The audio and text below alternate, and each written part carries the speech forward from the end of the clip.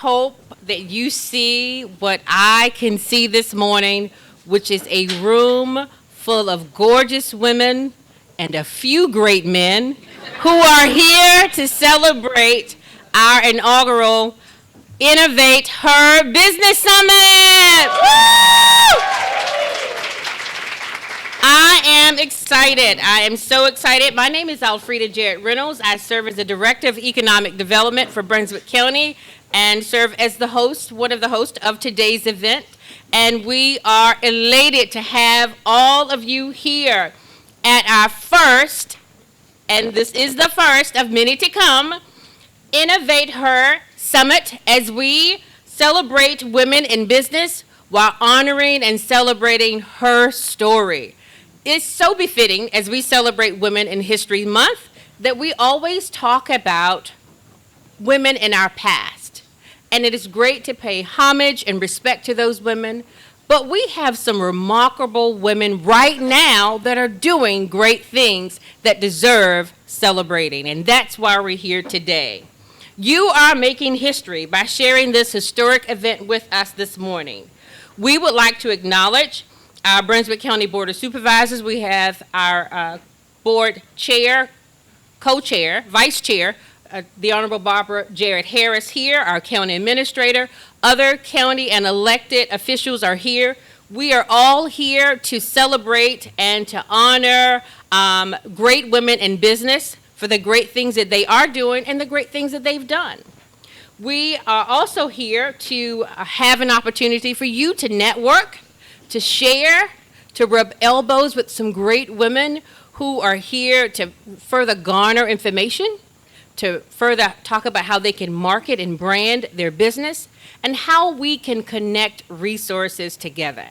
And so Brunswick County is the location of choice. The location of choice. The location of choice, the gold standard in business, leisure, family, and education. And on behalf of our county officials, we say, welcome to Brunswick. We're also very honored to have provide the official welcome from Congresswoman Jennifer McClellan. This young lady is committed to women in business.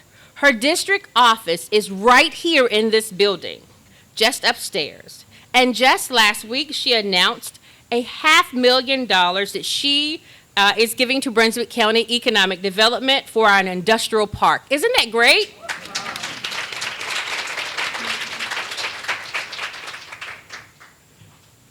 And at this time, we are pleased to receive her remarks as our welcome. If you would turn your attention. Greetings, everyone. Congresswoman Jennifer McClellan here, and I'm excited to join you virtually for today's Innovate Her Women's Business Summit. I'm grateful to the Brunswick County Department of Economic Development for your continued efforts to grow and improve the local business climate in Brunswick County. It is the honor of my lifetime to represent you in Washington, and I am working every day to develop and advance policies that support our local small businesses and ensure entrepreneurs in Virginia's 4th have the resources and support they need to thrive. Entrepreneurs and small business owners play a vital role in our local economies, stimulating economic activity and providing crucial goods and services to our communities. They help drive competition, innovation, and advancement, which strengthens our economies and our nation. Small businesses are the backbone of the American economy, and women in particular contribute significantly to our local economies across the nation. In the United States, 42% of small businesses are women-owned, and women employ over 10.2 million Americans. So women's impact is undeniable, yet we often face serious gender-based inequities that our male counterparts do not. Women entrepreneurs and small business owners report several serious challenges, including a lack of access to capital, navigating male-dominated spaces, building a support network, and social biases. I've served in elected office for nearly 2 decades, first as a state legislator in the Virginia General Assembly, and now in Congress. Throughout that time, I have had to learn how to navigate male-dominated spaces that historically were never meant for me. And what I found is that you need a strong support system, a group of individuals that you can lean on and look to for guidance, support, and encouragement. both in the General Assembly and now as one of only 29 Black women in Congress. I have worked to foster networks with other women lawmakers so that we can support and empower one another. And that's why today's InnovateHER Summit is so important. This is an incredible opportunity to meet with other women entrepreneurs and small business owners to share and learn valuable insights, build your networks, and empower and uplift one another. And rest assured that I am fighting every day for you and other Virginia small business owners to increase the resources and support available to our nation's entrepreneurs and to address the challenges women and minority-owned small businesses face. For example, Congress recently passed the Bipartisan Tax Relief for American Families and Workers Act, which includes provisions to incentivize American innovation and growth for small businesses by allowing for new opportunities for expensing and cost deductions. I look forward to hearing from you on other ways Congress can help your businesses not just survive, but thrive. I wish you a productive and informative summit. Please know that my door is always open, and I look forward to the next time I travel down to Brunswick. Stop by my office on your way. We're very happy to also have Ms. Sylvia Copeland, who just slid in. She mans the district office of Congresswoman McClellan. Give us a wave, Ms. Sylvia. Thank you so much. Do you feel welcomed? Yes. Are you excited? Yes. So am I. When we came up with this idea, we wanted to put together a women's business summit, an opportunity for women in Brunswick County and all over to network with some great women. I had the pleasure of sharing this idea with one very special lady, Ms. Holly Byrd Miller. And in talking with her, she says, "Oh my God, I love this idea. Alfreda, let's do it." And 20 million Zooms later, and a couple of trips to Brunswick, we're here. Holly Byrd Miller, the founder of Makeup by Holly Beauty Partners, has an acclaimed consulting agency, an accomplished author of a best-selling book, Lipstick and Legacies. She's passionate about entrepreneurship and empowering others. I would like to welcome at this time, not just my colleague, but over this event, my friend, Holly Byrd Miller. Holly? Good morning, good morning, good morning. You guys give yourselves a round of applause for being here. I am so excited to see so many beautiful faces in this room. We have toiled over the last several months to make this a reality, and to see you all here and to bring this all to life is actually a dream come true. I'm a country girl. I grew up in a rural county myself, so I do have an affinity for rural areas and making sure that we have the resources, we have access to capital, we have everything we need in order to be successful business owners. So when Alfreda mentioned this idea, I immediately, like she said, I was like, yes, let's do it, because I know the needs of the community. And so you guys showing up has proven that we were right. This is a space where we can provide the resources. Your next opportunity is very likely in this room. So if you don't know your neighbors yet, by the end of the day, I hope you will. There'll be plenty of opportunities for you to network, for you guys to get to know each other. Talk about, like, why are you even here? Like, you made an investment in your time, which is valuable. It's a valuable commodity. So what is it that you want to get out of this event that's going to make it worthwhile for you? We even have an area dedicated near the photo booth, which I hope you guys will actually go over and get your complimentary headshots. Please don't miss that opportunity. Cynthia and her team will be providing those, so we're very thankful for that. Over near that wall is an area where you can actually write, what is it that you're looking for? If there's a resource, for example, you might be looking for a graphic designer. You might be looking for a business coach. You might be looking for a photographer. You might be looking for someone to cater your next event, like Shelby Brown with Story Cafe. You know, you might be looking for your next, right? Give her a round of applause for sure. She's right here in Brunswick, you guys. We claimed her first in Richmond, though. But whatever it is you're looking for, please take the opportunity to post it on the wall. If you're not vocal about sharing it in this room, there you'll have the opportunity to write your, like, what is it that you need on a Post-it, provide your contact information, post it on the wall, and if someone who walks by can provide that resource or that service, hopefully they'll grab it off the wall and they'll follow up with you. The same is true for what do you offer? everyone in this room, you have a unique talent, you have an ability, you have a product or a service. Please also post that on the wall so people can be aware of what you offer. And similarly, if they have a need, they can grab that as well. So I want you guys to make sure that whatever you came here for, you're going to get that today. Okay? All right. So I have the honor of introducing our panel. And so I'm going to take the opportunity to introduce those folks. And as I call your name and read a little bit about your bio, if you can come on up. All right. So our panel is called What is Your Why? Understanding Purpose and Passion that Leads to a Successful Business. Everybody should have a why. Does everybody in this room have a why?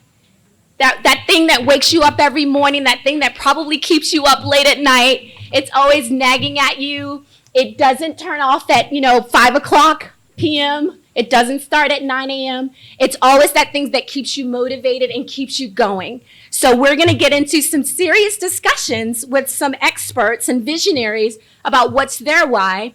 And hopefully they will provide some insight and some resources and some tactical solutions that you can actually employ today that will help you to scale and level up. All right, so the first young lady that we are going to call is Dr. Crystal Alexander. Dr. Crystal Alexander is a certified nurse, family nurse practitioner with over 12 years of experience in the healthcare profession. She is also the proud CEO and owner of A+ Lifestyle Wellness and Med Spa located in Colonial Heights. Welcome, Crystal. Please have a seat. Next, we're going to call up Larissa Suber, PhD. Larissa Suber, PhD, has over 20 years of experience working at the intersection of business, education, and workforce within various industries. As a researcher and HR professional or practitioner, her expertise strengthens leadership, HR performance, and diverse talent pipelines. Welcome, Larissa. Thank you. Next, we're going to call up Wendy Grimm. And you guys can sit on either side. There's no particular order. Wendy Grimm, an accomplished auctioneer and marketing expert, is co-founder of Poor Jellyfish, a firm specializing in strategic consulting. Anybody need more strategy? Yeah, right? Business development and growth marketing. She's also the lead auctioneer at Daniel Auction Services. I definitely want to see that in action today. A Brunswick County-based business with over 50 years of service. So she's right here in Brunswick. Yeah. And last but not least, Miss Shelby Brown.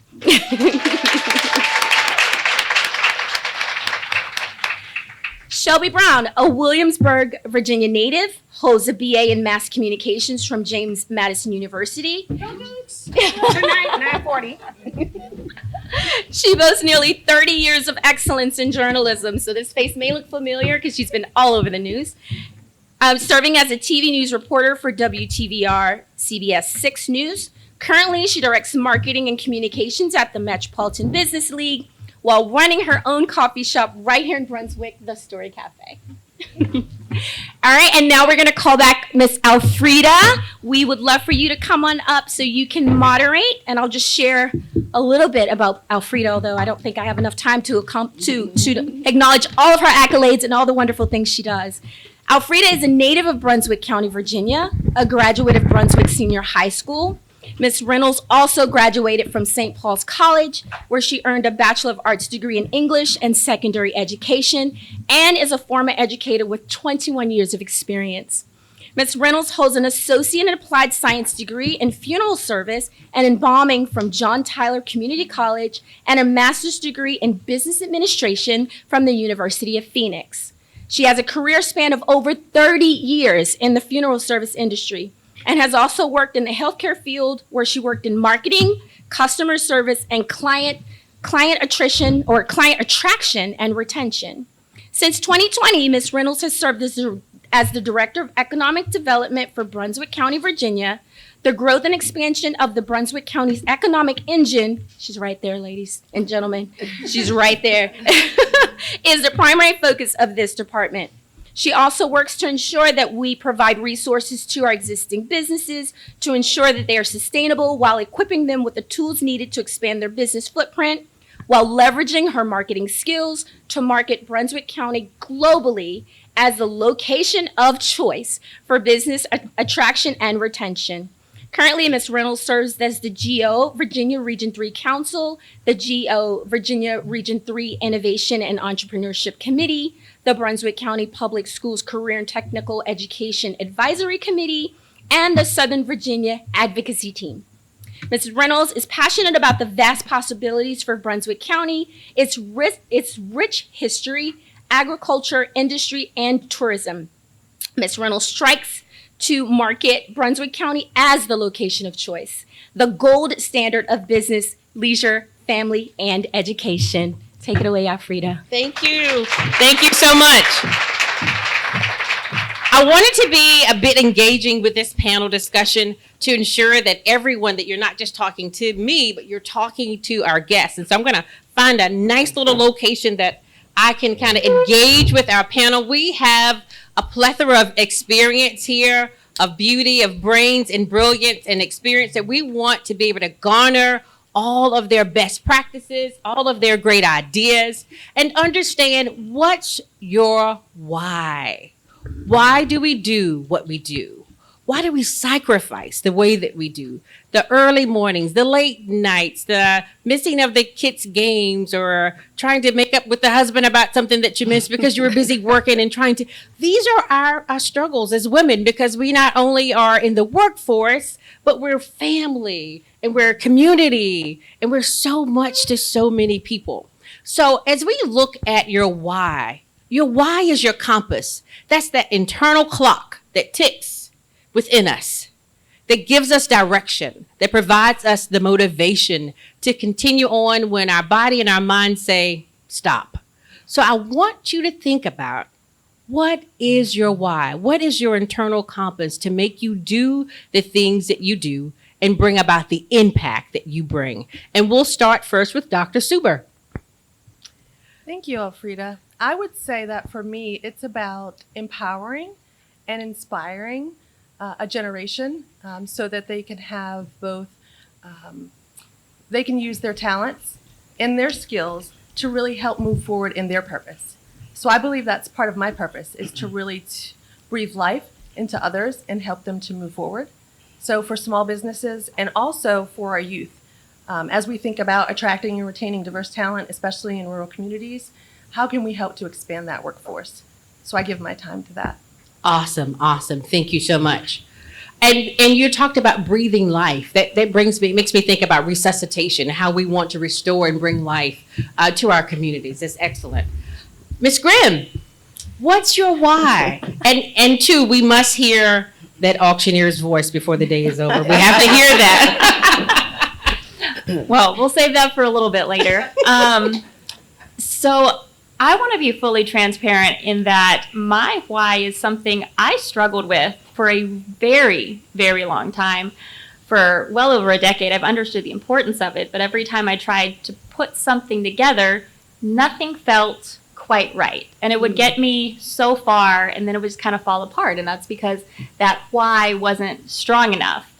I came up with all the noble sounding answers, things that sounded good, but they just weren't a good fit.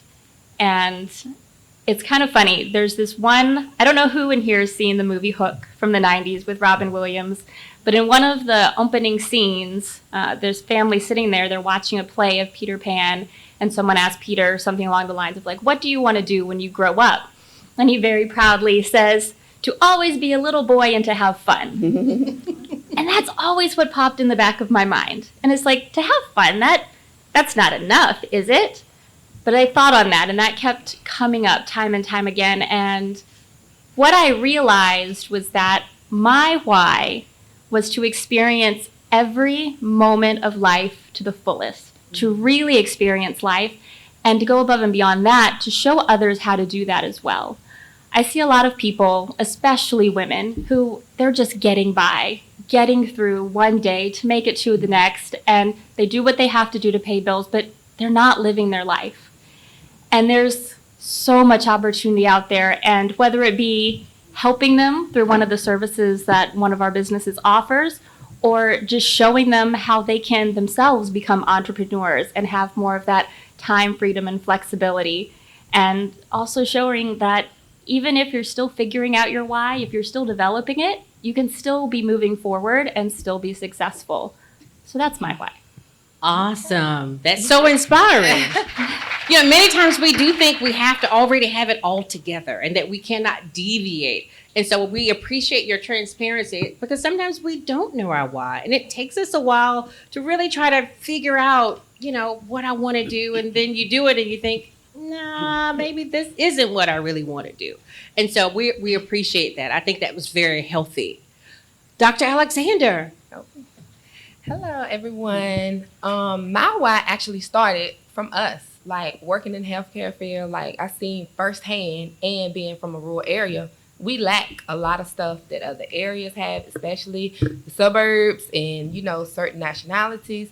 So just seeing it every day, like me prescribing, me trying to make a difference, educate somebody, and they just lack the resources or the understanding. Like nobody never took the time to tell them. Like I look at my parents, my grandparents, they come home. I said, what did the doctor tell you? I don't know, take these medicines. Like nobody never took the time to educate them.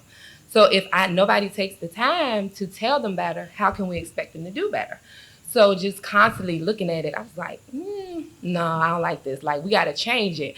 So I just kept thinking on it. Like just all it takes sometimes is just that time, that little extra step of setting them down so they can understand to be proactive in our care. And we don't want to just live. We want to live a quality life. So just bridging the gap so they can have that safe space where they can come to in a rural area with people that understands and they get it. And you can just see the difference that you make in the, the outcomes being improved. They living, they feeling good from the inside out. So that's how my why started. Awesome. Yeah. Miss Shelby Brown, who is a new Brunswick County citizen, we're claiming you. You may have gone to Richmond first, but you've landed here in Brunswick and we're taking you as our own. What's your whys? You've looked at your journey through journalism, TV, now a new business owner, one of the newest business owners in Brunswick County. What's your why? What is your compass that directed you here? Good morning, everyone. Thank you for having me, Holly and Alfreda, and every Brunswick cousin in this room that I now have. Thank you for opening your arms to me. My why, I think, is simple. And I think through the years, I've realized that as I walk, I have to be a part of something that's bigger than me. And my why is also specifically tied back to some of the favorite ladies in my life. My mother, Evelyn Brown, my grandmother, we called her Nana, Eva Strong, and all of my aunts and older women in my life that poured into me, even down to Miss Bobby Alexander, who's my 10th grade geometry teacher. And she just wanted the best for me. She was so hard on me. And to be perfectly honest, there was a good little while that I did not really care for her, but I didn't realize that what she was doing. She was being hard on me because she saw something in me and she wanted me to be able to share that with others. And it took me into my adulthood really to realize that that's what she was doing for me. She was pouring into me, and so many wonderful women have poured into me, and I owe them a debt of gratitude. So I feel like my why is to make sure that when I leave this place, my children, because we have 2 children, but I'm also connected to so many other young people, not just in Richmond, but Brunswick County now as well. I feel like we have to be an example to show them what's possible. I waited until I was years old to become an entrepreneur, but I love that my kids see that. I love that they see that sometimes mommy stays up late, sometimes mommy leaves early, and I love that they are able to come to the coffee shop and learn and work and meet the folks in Brunswick County. But my why is simple. God gave me a purpose, and my why is really to just every day try to tap into that and to walk in my purpose, and just to be an example to show young people in our generation that we love them, that we care for them, and that they can be whatever it is they want to set their minds to. So that's my story. Awesome, awesome, awesome. And you spoke to a point that we were going to next, purpose. Many businesses outline their mission and their vision and their purpose, while they're there, outside of the dollar amount by which businesses, of course, try to make in order to be successful. But businesses, when they define their purpose, it's a ripple effect into the return on investment, into the culture and work environment that they set for their employees. So understanding your purpose is very important. And each of you are your own business owners in your own right. And so how do you communicate that purpose that your employees understand the creative value that you bring and the expectation of what they are to deliver, more importantly, in your absence as well as in your presence? We'll start with Dr. Alexander. Your purpose. Like the purpose for me is like they like keeping everybody on one accord. Like they know like this is why we're here, this is what we do. Safety is always first with us. Like always just staying up to abreast on like innovation changes, like interventions to implement so that we can see success from it, like outcomes, just to always move forward so we can have longevity in it. And then practice what we preach. Like I have my patients laughing all the time. I said, I can't be up here telling y'all to do something that I don't do myself. I can't tell y'all you got to lose weight, you got to be healthy if I'm 400 and 500 pounds myself. So we laugh about it all the time because you got to practice what you preach and they see it. So if we do it, then it makes them do it. So same with the workers with us, like we got to practice what we preach. We got to make sure that we're one mission, one accord, and that we're empowering everybody to move in the same direction. So if they see it in me, and it's like you say, it's a ripple effect. It starts at the top. So you're only as strong as the leader. So that's what we do. Awesome. Ms. Grimm? So this is one that we're actually kind of working on. Multiple of our businesses, we are in transition phases. So part of that is refocusing and what is our purpose going to be in whatever the next stage is. But all across the board, our core purpose is to help. And that might look very different whether you're an auction seller or whether you are a business owner.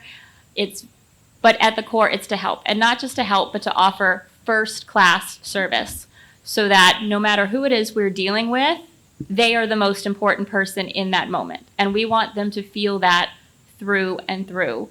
And customer service is a big part, especially in the auction industry, and making sure that every one of those bidders, even if you spent $1.50 with us, you feel like you just spent $500,000.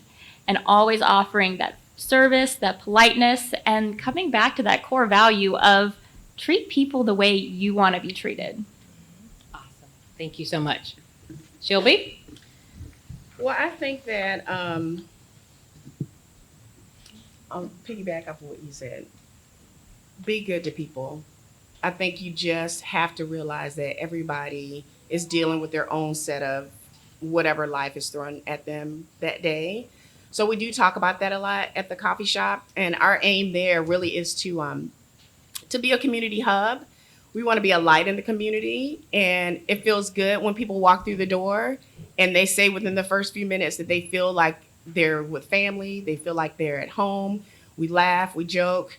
I said this at a panel the other day when Ms. Cheryl came into the coffee shop and she orders chamomile tea every time she comes in. But we just started talking, and before I knew it, 45 minutes had gone by. And then I looked at her and I said, do you want some tea, some chamomile tea? And so I think that our purpose for our coffee shop is really to just be a light and to lead with love. And yes, we have set hours that we open and close, but there are a lot of days that we don't close on time because we're building relationships.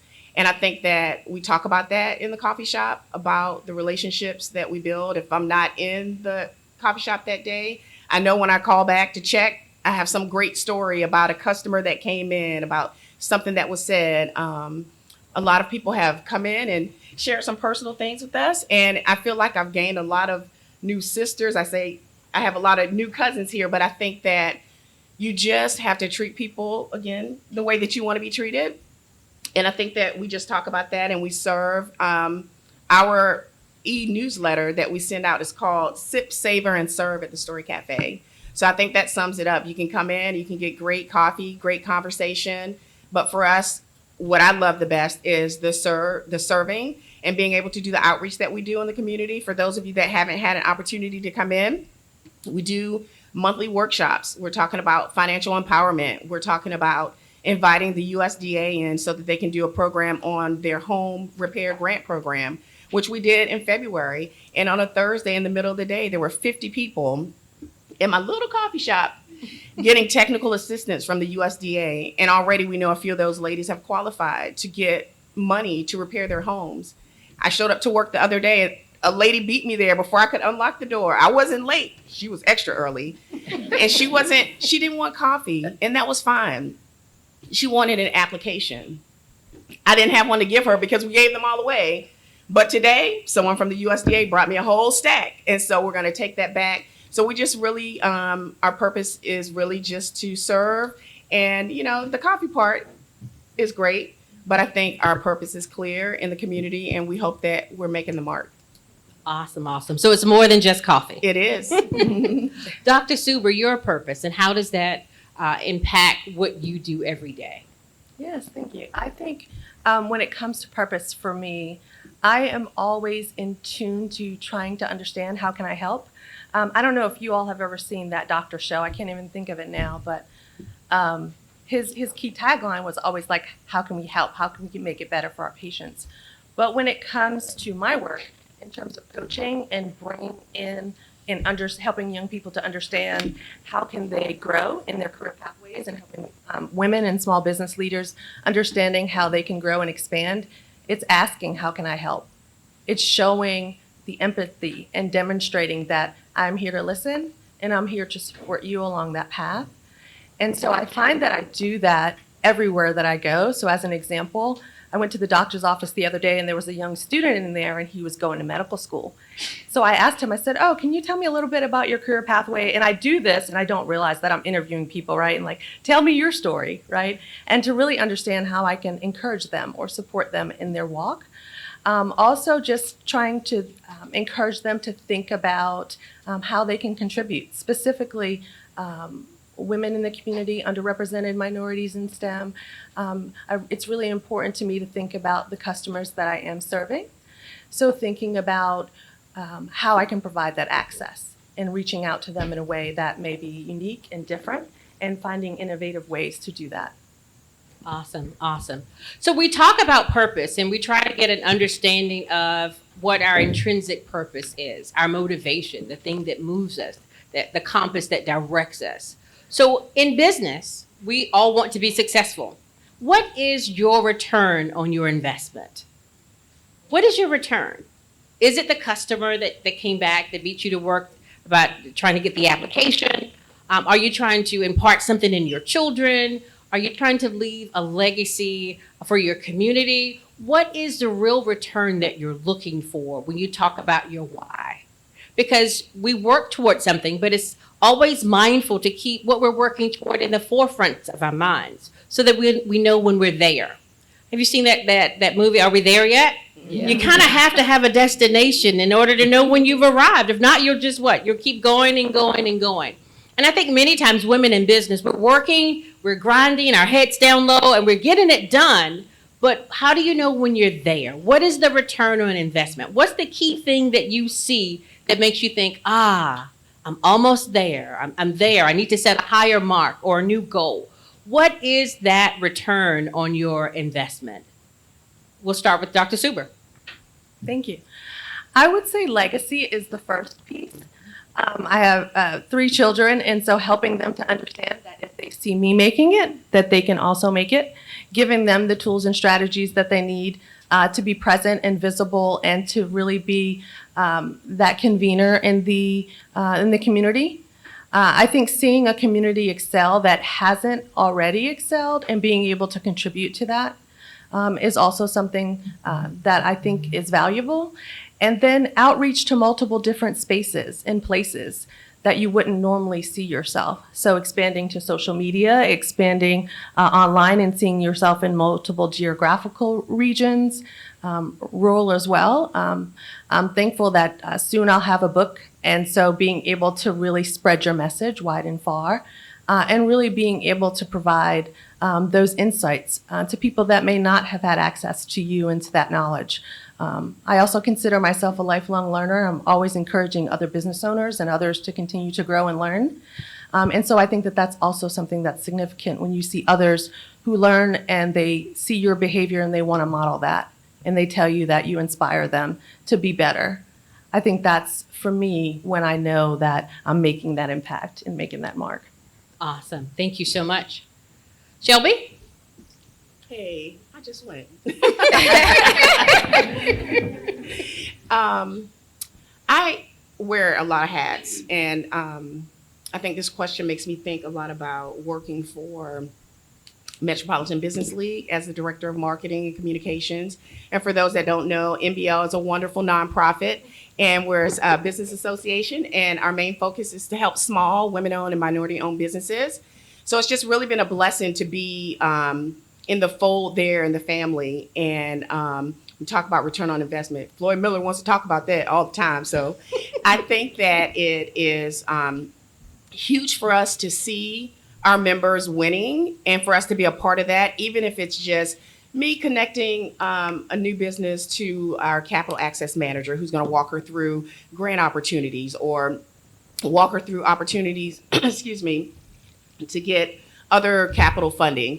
It just is so fantastic when we look and we see our members really shining in the spotlight. And then the feeling, just the heartfelt feeling when you hear those members say, I couldn't do this. I couldn't have done this. I couldn't have gotten my product into the store. I couldn't have done that if it wasn't for MBL. So I think that just being in a position to empower other people. I have a sweatshirt that says empowered women, empower women. And I think the same about like our MBL, you know, we're empowered and we're equipped with knowledge on so many different levels. And then we pour that back into other people and it empowers them to take that step, to take that leap of faith. And I always tell people MBL was my leap of faith. When I, in January of 2022, started at MBL, I thought I was leaving Channel 6, but really I didn't leave all the way because they didn't want me to, but that was a blessing. But it was a complete leap of faith to do something that I'd never done before. And I share that with people because I think it inspires them to think like, hey, I can do that too. So I think for MBL, that's it for me to know that we are in the middle of a lot that happens for a lot of people. And I look around the room and I see so many people here that are connected to MBL. So it's awesome to see that. All MBL people, raise your hand. Raise your hands. Hey. Wow. All right. All right. So I think that's important. And then just because I've worked in TV for a lot of years, in Channel 6, I've been there for almost 26 years. The core of what I've done for them centers around our problem solvers unit. That goes back to me to part of what I feel like my purpose is, and that is to be a link and to help serve. And so we get a chance to do that through media and through sharing of the stories and connecting people and sometimes shining a light on things that, you know, that can help other people. So I think for me, it's just the feeling that I can be in the middle of something that can create and spark change for other people. And then when you do that and you're walking in your purpose, the money that comes later. Awesome. Yes. Yes. Return on investment. Wendy. For me, the return on investment is being able to help someone's life be a little bit easier and a little bit better. In the auction company, sometimes clients come to us and they just have excess things that they need to sell. But there's a lot of times that when people call us, them or their business is in some sort of transition, and it's not always a fun one. So being able to help them through that hard time and make it as pain-free as possible is something we love to do with our growth development firm. Sometimes it's helping an entrepreneur optimize their business so they have more financial expansion. Other times it's showing them how they can automate a process so they suddenly have more time that they can devote to revenue generating activities rather than being stuck logging something or doing some monotonous task. And one of my favorites is through the auction company, we also do benefit auctions, and we work with nonprofits raising money. And that one, it's almost a given. The more that I can help them raise at their events, the bigger of an impact it's going to be making for the communities that they serve. And when you see those numbers at the end of the night about what you just helped them raise, whether they're a small local organization or a larger national branch, it's just beautiful. Awesome. Thank you so much. Dr. Alexander. I definitely would piggyback and say the same thing. Legacy is definitely one, especially for like your children, your family, and just that impact from all different nationalities and walks of life. Like many of y'all may know, even down to me, from when I inspire the teenagers, who myself, I was a teen mom. So when they look at me, they was like, she can do it, like it gives me hope that I can do it. Then my daughters, now they're in college, they going in the medical field. So them seeing me, they come to work with me, like we work together, we talk about a lot of stuff. So again, they can see it's not how my mom started, but look where she is now. Then when I go to work, like just seeing the difference in me and what I do for them, and just like the impact and the return that I get back. So that means more to me. Like it's worth every sleepless night, every sacrifice, every sport that I miss, even though I'm working on it. But it just keeps me going, because they always say when you love what you do, you never work a day in your life. So I don't never work no more. How many of us can share that motto? We do love what we do, right? Yeah. So it doesn't feel like work. Mm-hmm. Crystal, if you may, I know a little bit about her story. I had the honor of teaching her daughters, twins, and who are brilliant as well, about how you started. And this may be a little bit off script, but it gets us back to your why. I do believe you started in the medical field. At what position? And tell us how you kind of had your path of attrition to become a nurse practitioner. Okay. I started in emergency medicine in Roanoke, Virginia. Did that for like 3 or 4 years. Worked in the VA with telemedicine as well. And I did that for years too as well. And that's how I've just seen, like firsthand, you see it, like the good, the bad, the ugly, stuff that's lacking. And every time I go, I started with my BS. I was like, I like what I do, but I need to do more. We missing something. Then I went back and got my master's, family nurse practitioner track. So I can do a little bit more, but it still was lacking. And everybody's like, you missing something. You got to go back for more. You got to be able to implement changes and see it through. It's like, no, I don't think I want to do that. It's like, you do. That's why you're not happy. You're not happy anywhere, because you got to move. You got to get uncomfortable. So then I went back and got my doctorate, and then that opened up an opportunity. If I don't like the way things done, I need to make a change. So why not start your own? And I kept fighting against it. And so finally, I just took that leap, and I did it. And it was like one of the best decisions that I could have ever done. Awesome. So, yeah. So your leap is a part of your why. Yeah. And Shelby mentioned that about doing the things that makes us a little bit uncomfortable. Because comfort breeds contention, and then we become mediocre, and then we become comfortable, and then we don't have that urgency to grow, to change, to scale. How many of us want to grow our business, right? Yeah. So in order to grow our business, in order to scale our business, it requires us to do some things that makes us a little bit uncomfortable, that makes us leap, that pushes us to the edge. Just like the bird in the nest. It's not until the mom kind of nudges it out that it really knows that it can fly. Mm-hmm. And so what's your leap? What is the thing? Think about your career. What's the one path by which that caused you, the most sacrifice, that now you look back and go, I'm so glad I made that decision. I'm so glad I quit that job. I'm so glad I took that class. I'm so glad I did whatever your ... Which puts you where you are on today's panel, being able to inspire, to share stories, to share best practices of some great things that you've done. What's kind of your leap? What's that one thing that just kind of puts you on the edge and you're thinking, I'm glad I did that? Wendy? There are so many of those moments. My goodness. The most recent one that comes to mind is I ran for president of the Virginia Auctioneers Association. This is a roughly 70-year-old organization who has never been led by a woman before, and now they are.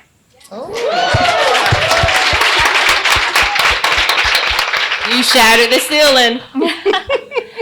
So the auction industry traditionally is very male dominated. So taking that leap and getting the organization to put that faith in me not only helped me at this one level, but it helped me as we're guiding the entire organization into the future years and the other women auctioneers that are coming up in our state, in our area, but also at the national level. And it's been wonderful because I've also been able to connect with a lot of female leaders from other states through our national association. And that, I wasn't sure if they were going to buy into this little blonde girl running the whole thing, but they did. And so far it's going great. Awesome, awesome. So, let's bid on that bottle of water real quick. I want to hear it. Don't we want to hear it? All right, ladies and gentlemen, we have this bottle of water up for sale today. Let's start out $5. $5, now 10, I'm gonna 5, but get 10, 10, but get 20, 20, but get 20, but get 20, 20, 20, 20, 20 now, 30, 30, 30, but get 40, 40, 40, but 50, 50, 50 now, 60, 60, but 60, 60, but get 70, 70, 70 in the back, but get 80, I'm doing 70 in the back with 80, 80, thank you now, 90, 99 now, with 100, 100, 100 now, 110, 110, but 110, 110, 110, but 120, but 120, but 120 now, 130, 130, 130 now, 140, 140, but 150, 150 now, 160, 160, 160, but 170, but 170, I'm bid 160, but 170, 170, all in, all done. Sold $160 in the back. That's the best. You know you could not escape that moment. You could not escape that moment. And now who got the bottle of water? We'll be collecting at the door. Okay. See my assistant Monica at the door. $150. We'll put it to good use. One of the funny things is that these benefit auctions where it's all going to charity, I've seen things like a pint of ice cream sell for $3,200. Wow. And it is, those are fun, and especially that just heart of giving that people bring to those events. It's wonderful. Awesome, awesome. So that is your leap, and we're so excited and so proud to have a woman at the helm of such a great field. What's your leap, Dr. Suber? Thank you. Yes. So I would say working on my PhD. I fought it for probably 10 years or so. I kept taking a class here and a class there. And I started working for a university, and the courses were free. And I thought, well, now I have no excuse not to make that leap and join the 4% of Black women who have PhDs. And I'm so excited to be beside one of my sisters here. So it's really opened a lot of doors to really be able to bridge theory to practice in the workforce and understanding how women can empower others. And so I'm just so grateful to have made that accomplishment. And recently, I'll have a book published based on my dissertation. And so just lots of doors being opened. And so I'd like to share a quick poem that I wrote to your point about taking the leap, if that's okay. It'll take 1 second. Well, maybe 5 seconds. Okay. So for all of you who don't want to take that class, you're nervous about your business, you don't know where to start, my husband will say, please let him know that I gave him credit. He will say, just start. But my poem today is a challenge to you to say, get ready. Step forward. Just breathe. Relax. Stand tall. You won't fall. Facts. You rise. No gray skies. Fight back. Just move. Nothing to prove. Act.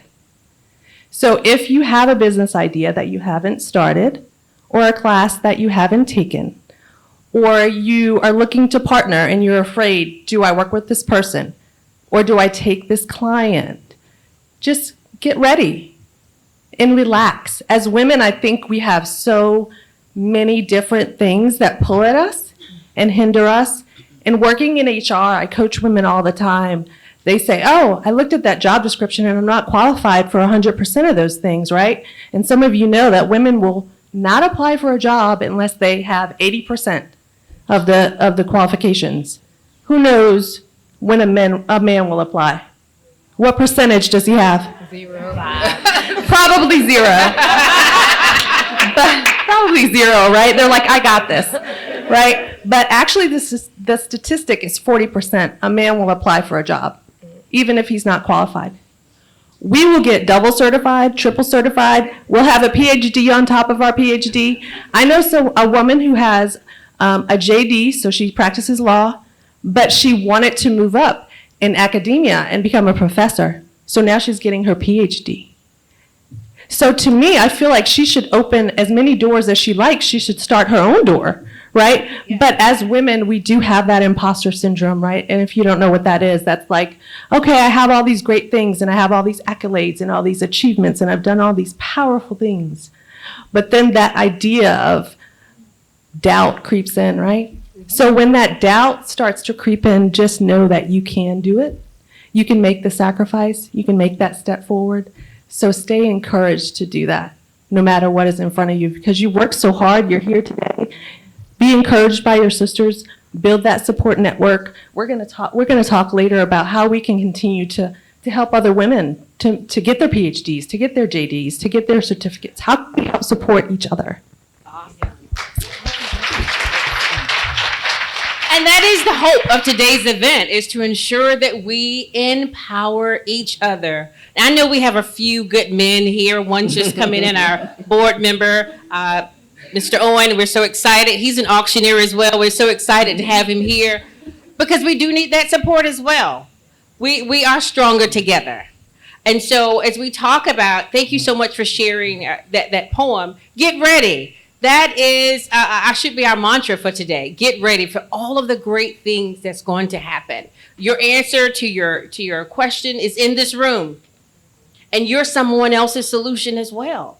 And so it's all about having an opportunity to network together and have a chance to just really, really just kind of talk and build those bridges and make those key connections together. I had an opportunity to serve on the panel for the Women in Business Summit in Richmond that NBL sponsored, and it was phenomenal. And I thought, if I could just take this home, because so many times we don't get to go to Richmond, but as a part of what we do in economic development, we want to bring Richmond to Brunswick so that we are a resource and that we can garner and gain some of those key things that's happening there. It's our capital, and we always kind of look at it. I used to think of Richmond so far away. Oh, it's an hour. And now I say I'm going to run to Richmond as if it's 20 minutes. Sometimes I can get there in 35, but let's not talk about that. But it's very important to bring those resources to Brunswick County and for us to understand the network, the real estate, all of the great things that we have in this room that's represented from Richmond, and all the great things that we have represented in this room from Brunswick, all the great business ideas. And so that's our why for doing this conference and for providing this opportunity for all of us to come together to talk about our best practices, to talk about our why, to talk about our legacy, to talk about what we can provide to make this world a better place. And so I'll just give an opportunity for each of you just to kind of share a little bit about your business acumen. You know, what is it that you intrinsically do to create the change each and every day? We talk about the far-reaching goal, but every day it's a struggle sometimes, is it not? You know, to think about what's next. What's the next move? We all set resolutions about this new year. This is what we're going to accomplish.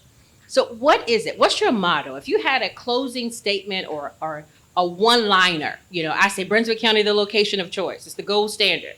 What's your one-line motto? What's the one thing that you can say about who you are, your why, and what you plan to accomplish? That's your one tagline. Today we have some great branders, some people here that talk about marketing and branding and scaling your business. What would be your motto? What would you want people to remember and take away from today's event that would make them want to follow back up with you and say, oh, I need to talk to her. I need to talk to her. I need to talk to her.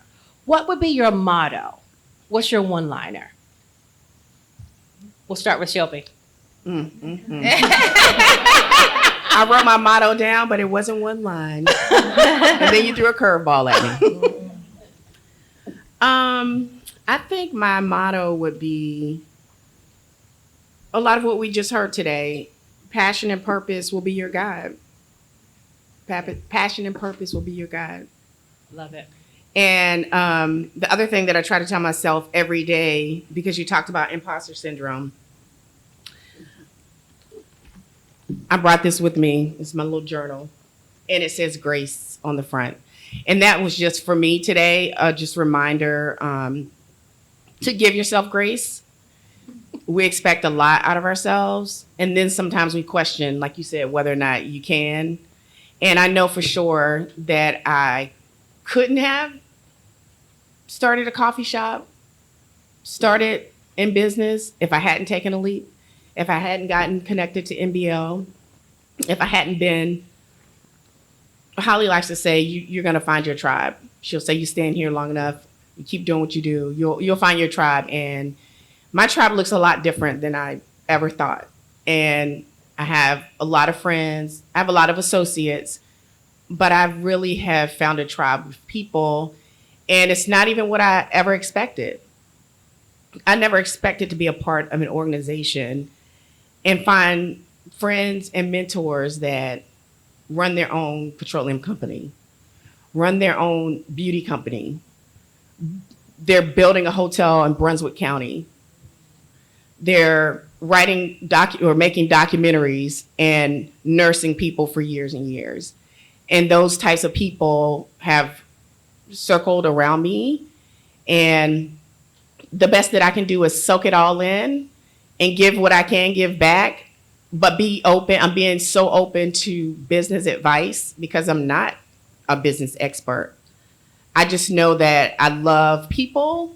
I love being in a place to be able to share that and to share light. And I love that even if I do stumble, I have a director of economic development that's there to pick me up. Gotcha. I have a mayor who is my cheerleader. And I just love that. So I just love that by jumping in and taking a leap, all these incredible people were there to catch me. And so that's my 2 cents. Wendy, your motto. And say it slow enough so we can hear it. My motto, if I had to distill it down, would probably be sharing a life of fullness, expansion, and empowerment. What keeps me going every single day is keeping that end vision in my mind. Some days you just don't want to do it. Work isn't always fun, and those are seasons. Some seasons things are flowing and they're moving and everything's in alignment, and some seasons are a daily struggle. But when I'm in the middle of those, it's just keeping that end goal in mind. What is next? What am I trying to get through and get to? And that makes those days a whole lot easier because it's like, okay, I just got to get through this and I know where I'm going. I know what's happening and I know why I'm doing this. It's to get to that end goal. Awesome. Thank you so much. Crystal?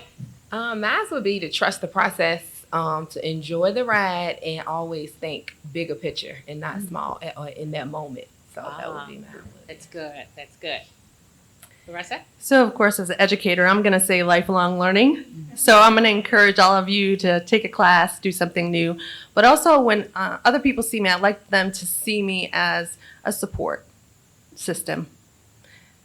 I'd like to just be that person that's able to help you connect with your purpose and help you understand that you can be successful and that you can move forward. Awesome, awesome. So at this time, we're going to open up we're a little bit ahead of schedule, but I know you have some burning questions and some comments that you want to share with our panelists, and to give them an opportunity to kind of share some intimate things, because we want you to not just have a general conversation. We want your question answered. We want you to walk away today with an answer, with a better understanding, with a clearer path as to what it is that you want to do. So we'll start with questions. Does anyone have a question? Hello, everyone. I have enjoyed what I have heard so far. And my question is for Shelby. I hear you talking. I saw the ladies all raise their hand, but I'm in the dark. what is MBL and what? How did all these people get into it so quickly? I want to know. Well, you're in the right place for an answer, honey. So MBL is the Metropolitan Business League. We are a nonprofit. Our main office is in Richmond. We have an office here in this conference center upstairs, as well as in Petersburg. And soon we will open an office in Norfolk. And so our main goal is to be a resource for small, women-owned, and minority-owned businesses. So we do a lot of advocacy. We do a lot of education. If you need help writing a business plan or a capability statement, or if you need to know something about marketing or branding, or if you need to just know more about business practices. I tell people, and I'm 100% transparent, I'm a work in progress, and I love that a lot of people in this room are very passionate about what they do. But I know personally, a lot of times we know our craft and we know how to do what we do, but we don't always know like the right business steps to make. I will never try to do my business taxes. I will never try to keep my books. I just know that being affiliated with MBL, we will make sure that you're connected to the people that will help you succeed in your business. And so Miss Jeanette Grimes works upstairs in our office. So if you have a business and you want to talk to her, you're more than welcome if you want to become a member of MBL. We have remarkable women's luncheons where we empower women. We have a youth entrepreneurship program. We have over 80 kids that own their own businesses. And we do education with them throughout the year so that they're prepared and so that they can set their mindset that they don't have to work for someone else. They can work for themselves. And so MBL is a wonderful resource, and it started years ago with some entrepreneurs in the city of Richmond, and they wanted to join the Chamber of Commerce, and at the time they couldn't. And so they just banded together and they formed MBL, and we're now over 1,300 strong, and we do a lot, thank you. We do a lot for the community, and we're excited to be here in Brunswick, and I want to say that Holly is our MBL First Lady. So Holly's wonderful husband is my boss, and he is the best. He doesn't even like for us to call him boss, but he is the best. He's the best boss that I've ever had, and he is very passionate about our small businesses and doing whatever we can to help. And that's what MBL is. So come and see us. Okay, that was great information. Yes, ma'am. I do have a business, Patricia Child Care Center. In April will be 20 years for me. Oh, well, all right. And it was a struggle. And through my process of getting started, I went to all kinds of workshops. Most of them was in Richmond. I found them posted online. You pay your money to go into these workshops to get this information, and then you come back home, and I make phone calls to try to find someone, well, help writing grants or help making some kind of business plan or just going forward. The door was shut right at that point. You know, you go to the workshop, you leave the workshop, you be so inspired, you write down all this good information, but every time I went back and tried to use in that resource, I never could. So I kind of like gave up.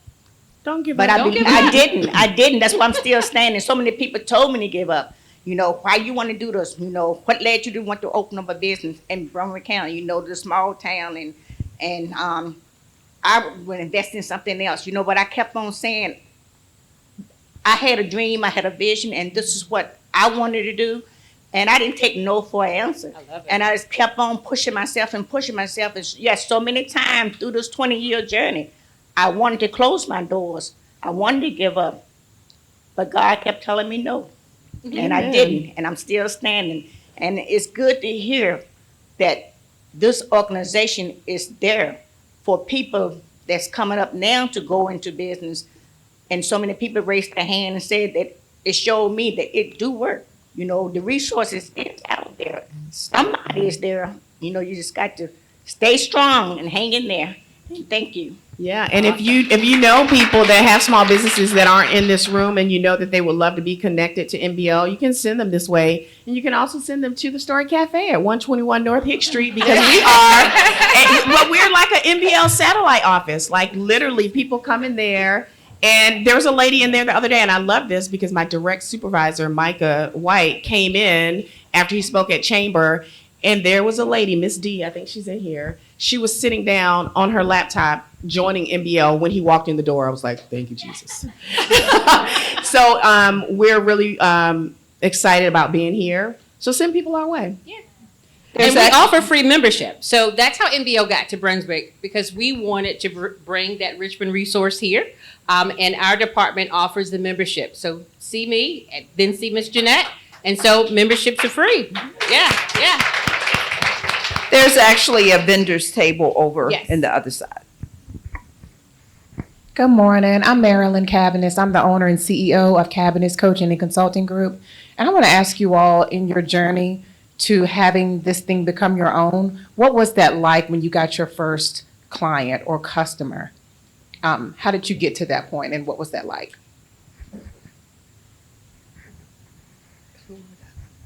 Well, for me, I remember when I started off, I remember going into work and having 1 and 2 people in there. And then like market, word of mouth. They always say you got to talk about your business to have a business. And I always been shy. I ain't never like to talk in front of people, but I had to come out of my comfort zone to be able to grow it, and just putting back into it, like word of mouth, marketing, Google ads, coaches, mentorships, all of that. Because if somebody see you, they go, what you doing? And it's like a ripple effect. So now we go in there, we be trying, man, somebody cancel, yes, it's like 30 and 40 people in that little time frame, and we out like 2 and 3 weeks, and people message, is that really true? I'm like, yeah. So, but it just have grown, so we had to put ourselves out there so they can know that we was there. So that's what, and it feels good to answer that question. Well, first thing I want to say is, how are you? How are you? It's so great to be with you. How are you? How are you today? Let me see how you feeling.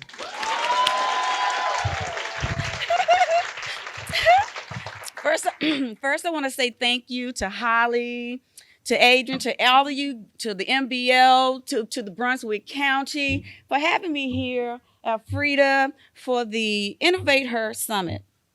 It's an honor, and I'm still amazed when people ask me to come talk. So first of all, as you know, I'm Joye B. Moore, founder and CEO of Joyebells, home of that southern backwoods country deliciousness, honey, okay? And as she shared, they're recipes that have been passed down 6 generations. My family and I are the first generation to turn that into those traditions into a business.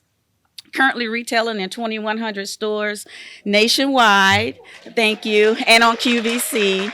And our business model is business to business, so we manufacture desserts and countrysides for wholesale trade. And that's just for my entrepreneurials, in the room. And I'm so excited, that our family is still here.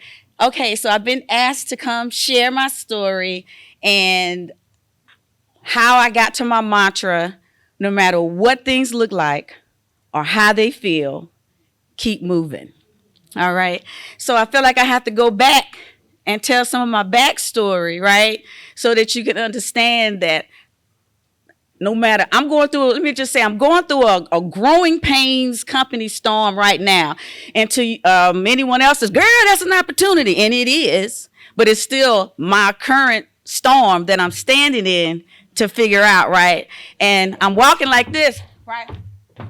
Currently, right? And I'm telling myself, don't look down. Keep moving, right? Right. So I'm not telling you my backstory so that you can think I'm sitting on peaches and cream. Now, I'm telling you my backstory so that you can know at the top of one mountain is the beginning of the next. Right? Okay, so I'm a thriving survivor of an untreated mentally ill mother, right? With what we now know today as schizophrenia, right? But back then, first of all, you wasn't talking about it, right? Because we were trapped in that mindset that meant something was wrong with us as the parents, or, when that has nothing to do with how great your family is, right?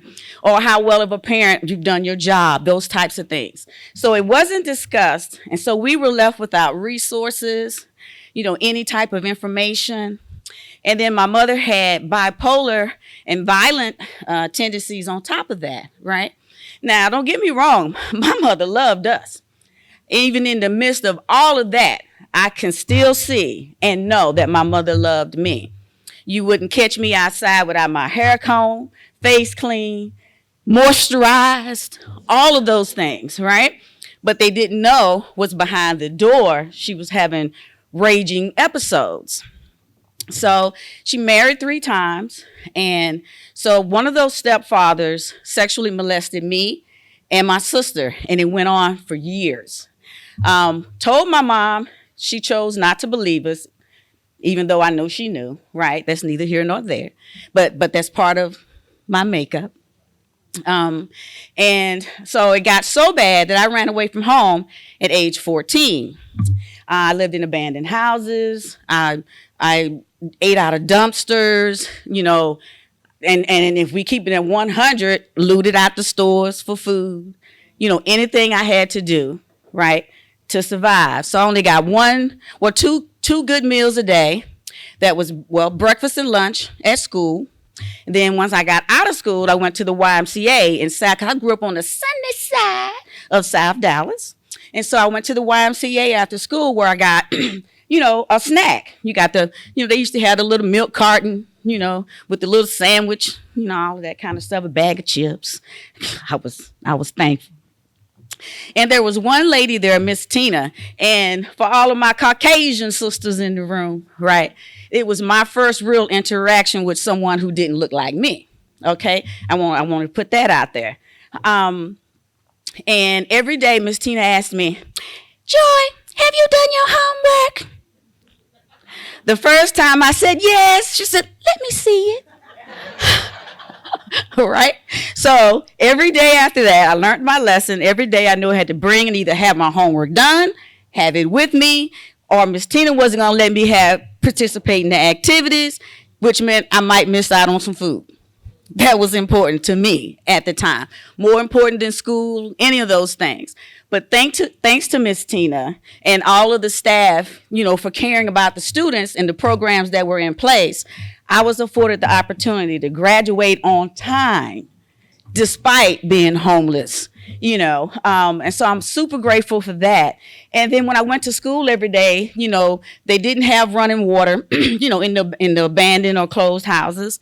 But now I don't know about anybody else, but I know like from my lifetime of seeing one of my stepfathers, and robbing Peter to pay Paul and the lights go off. Back then you could go outside, pull that little metal top up, take your wrench, and you got running water. So that's what I did. I had a little wrench that I had in my little pack, that I carried around with, move from space to space.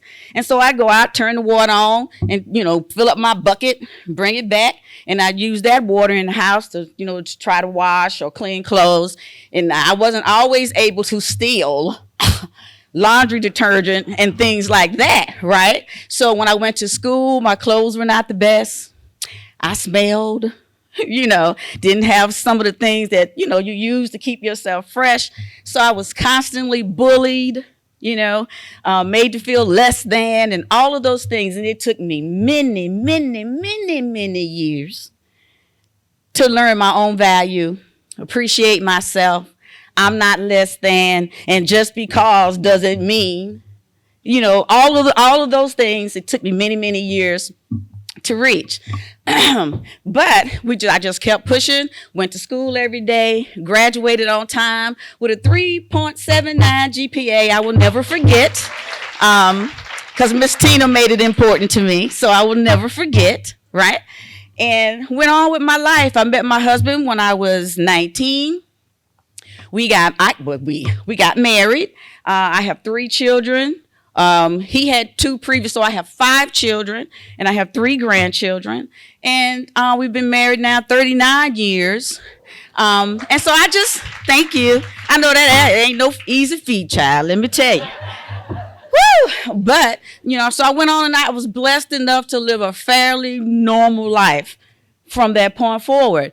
But there was always a part of me that wanted to create this. I mean, even when I was little and when I first ran away from home, I remember breaking out in the middle of the night. My stepdad had just molested me earlier that night. And I had like, that's it. I'm done. No more. And so I remember packing up this little bag I had. I remember breaking out the house. It was after midnight. Breaking out the house, making my way up the street. And as I broke out the door, I heard, his, back then, you could hear footsteps when they hit down, on the wood. And so I heard that and I'm like, oh my God, he's coming, right? And then I heard my mama screaming my name and they're all, she's trying to run away. So I remember running up the street. I heard we had this great big old Cadillac that just, you could hear it everywhere, right? And so I heard it and I heard it coming. I ducked. I remember diving in the bushes and all of those things, right? And so when I met my husband, even though at the time I didn't realize I had met someone who was super duper old school, expected his woman to behave a certain way, he was just old school is just the best word I can put on it. And so he had his own set of expectations, right? So in the midst of living my fairly normal life from that point on with my husband, I still had to fight, ladies, to figure out who I am, right?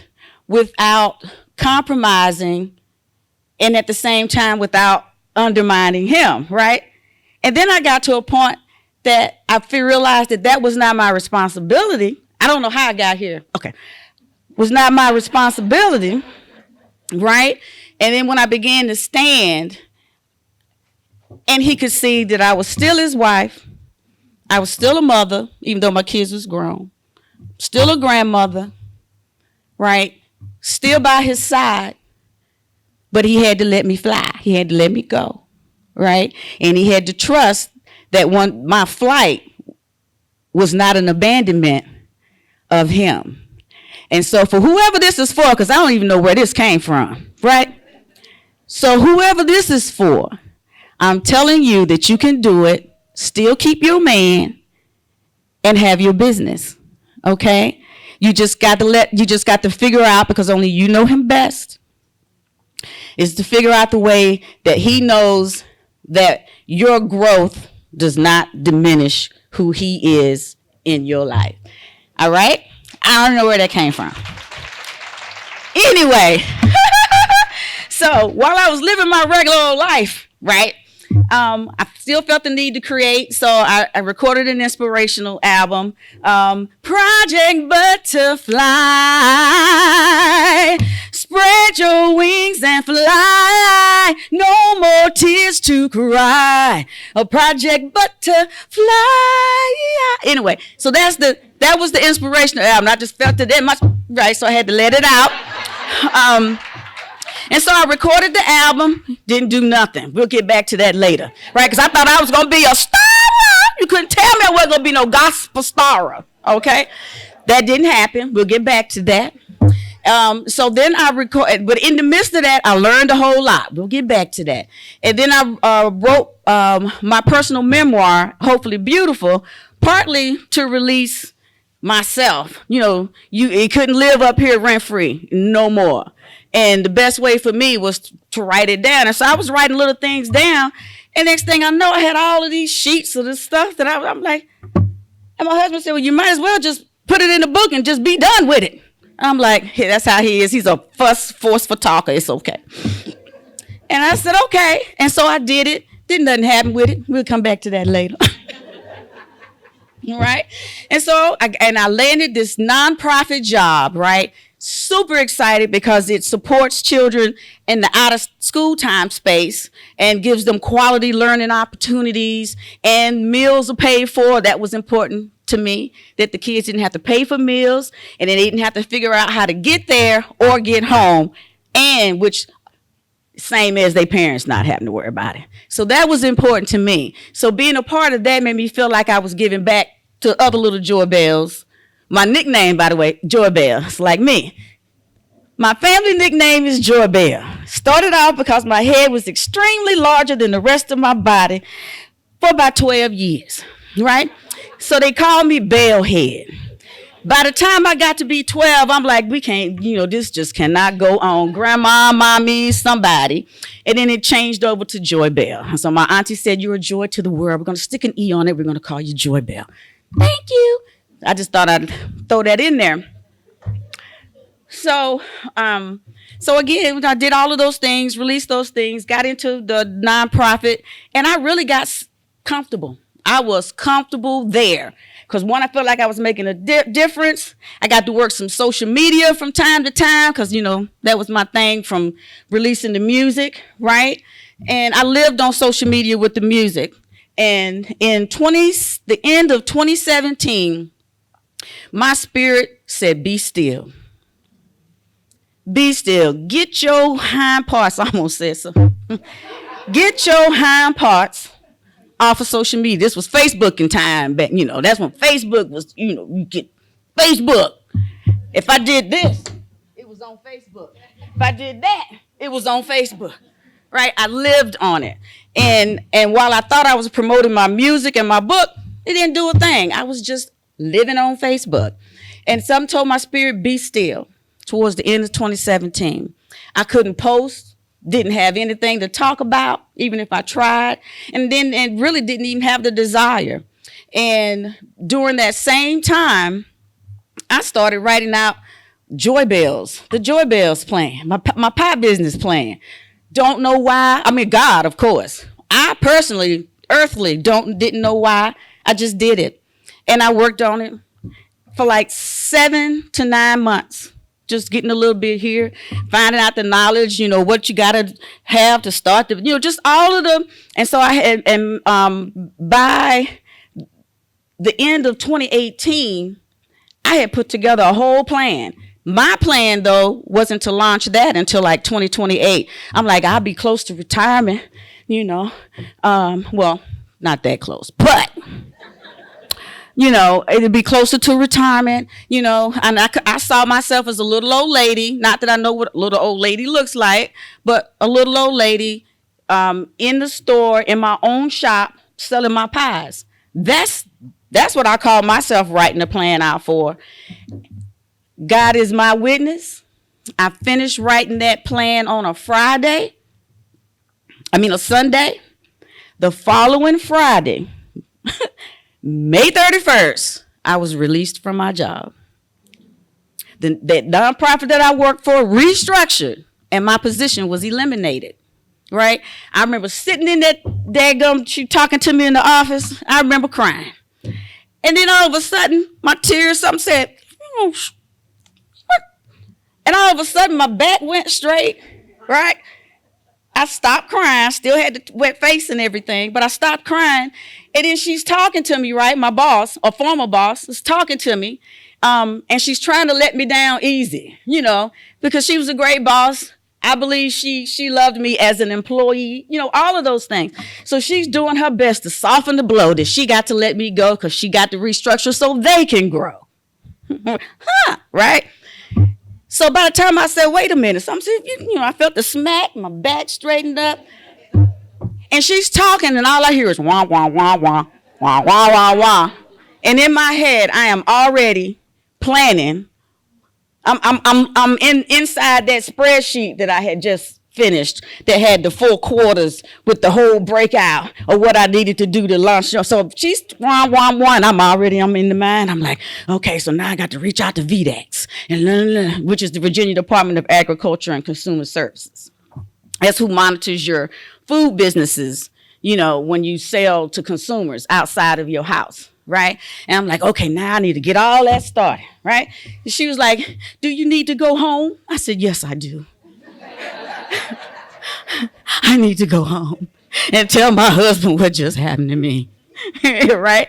And so then she called me later that evening and she said, I let you go. She said, but I want to know if you'd be willing to stay on through the month of June and train the new people that was coming to take my spot, finish a campaign that I had brought in the door, right? To finish that, make sure the monies came in the door for that, because that was development. I'm so thankful to that job. I learned everything from walked in the door as an assistant, walked out operations development. So she's like, would you be willing to stay? She says, don't answer now. She says, think about it and let me know before Monday. I said, okay. I thought about it, and I'm like, this organization, this nonprofit matters to me, right? I was the very first employee, part of the strategy build, all of the things that serve all of these RPS middle schoolers right now, right? So I said, of course, called her back, of course I'll stay. Make sure the money got in. Made sure that all of the things were wrapped in neat bows so that the person could come in and easily find everything, because my mind is another place to live. I can go find it, but you might not can't. So I made sure everything was accessible and stayed through the end of June, hit the ground running July 1st. Launched October 1st at the here at the Dairy Bar. I don't know if anyone remembers the Dairy Bar in Scott's Addition, but they've since closed since COVID, right? But I worked right across the street from them, and so I would go and I said, "Oh, today's my last day." What? I'm gonna miss you. I'm gonna miss you too. What you gonna do? I'm gonna sell pies. What?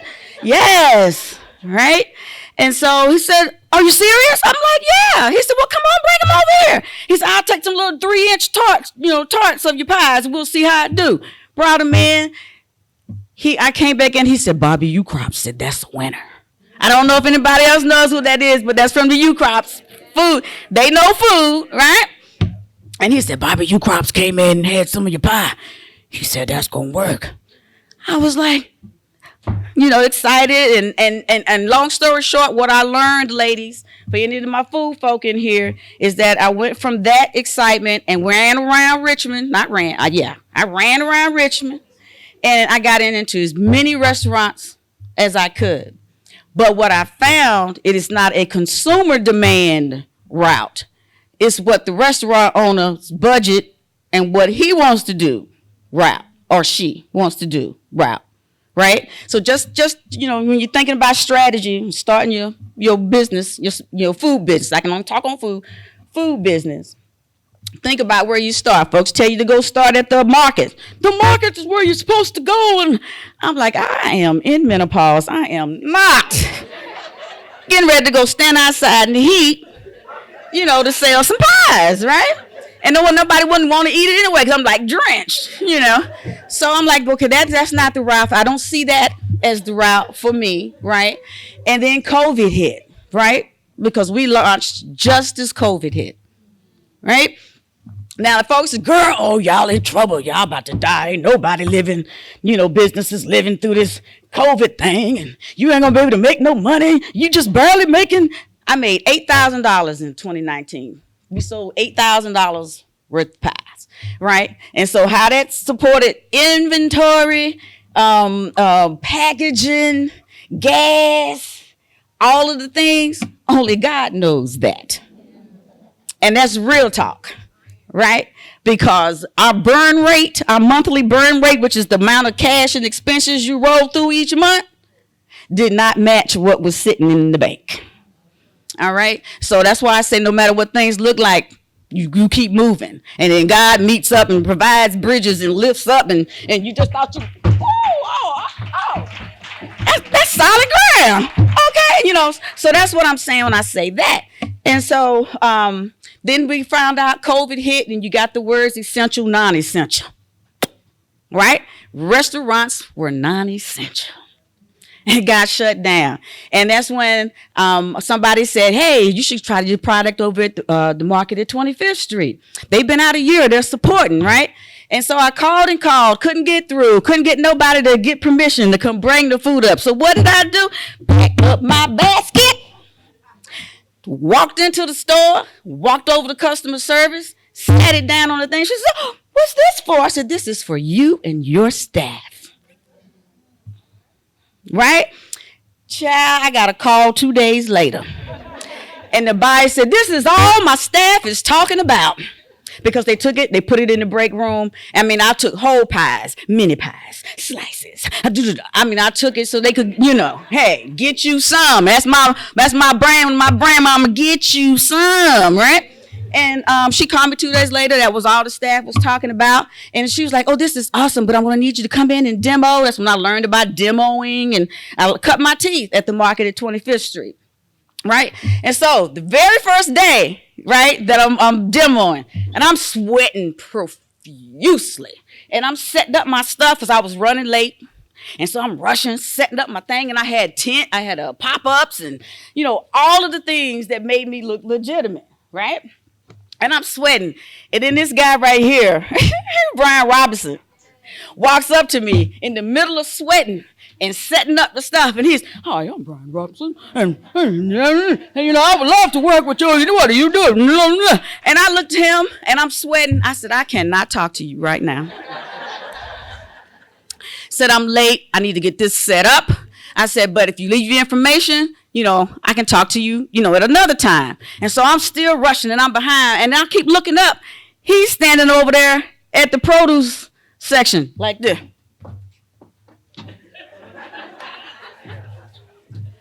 I said, he is waiting for me to finish setting up. He did not hear what I said to him. But long story short, at the same time, it let me know that for whatever reason, God said he here to help you, and you better behave accordingly and put that attitude in your pocket just because you late and you sweating, right? Long story short, he introduced me to the MBL, and from MBL to Bridge in Virginia, they were shooting out them daggum. Everybody y'all should be MBL members in here, and if you ain't, E.F. Hutton said, you need to check that out, all right? And he's like, I want to introduce you to Floyd, the MBL, this, that, and the other. And I'm telling you this because it's important. And I'm not saying all folks that look like me, but at least folks that look like me in my age demographic, we're taught you don't ask for help. Am I lying? And if you asking for help, you weak. Right? So that was my mindset going into starting this business. Becoming a part of the MBL taught me that I have to ask for help. You can't get nothing if you don't ask. All anybody can tell you is yes or no. And I swear you ain't gonna die from a no. All it's gonna do is teach you how to go, well, let me show you. That's how I am anyway. Oh, you say I can't do it? Oh, you know. And so, and just from there, from all of those connections, I learned how to ask for help. I learned how to receive, because you can ask, but if you can't receive it, right?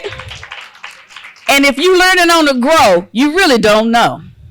I didn't know. I still got a whole lot to learn, right? And so, but I received it and I put it to work. If they gave me something to work with, I was on it. Right? And then they started sending out those daggum newsletters with the grants every day. Did anybody remember that? Every day. Girl, I was there sitting in front of you. Ought to be about time for that newsletter to come through here with what's today's grants available. And I say all of that to say that 2020 was the year of COVID, right? There was no growth happening with anybody's businesses in 2020. You were either sustaining or you were falling, right? And I raised $67,000 that year in grants, thanks to having the knowledge of those resources being available. So we didn't have like big money when we started. I hadn't saved, I hadn't planned. So we got through 19, we raised grants on 20.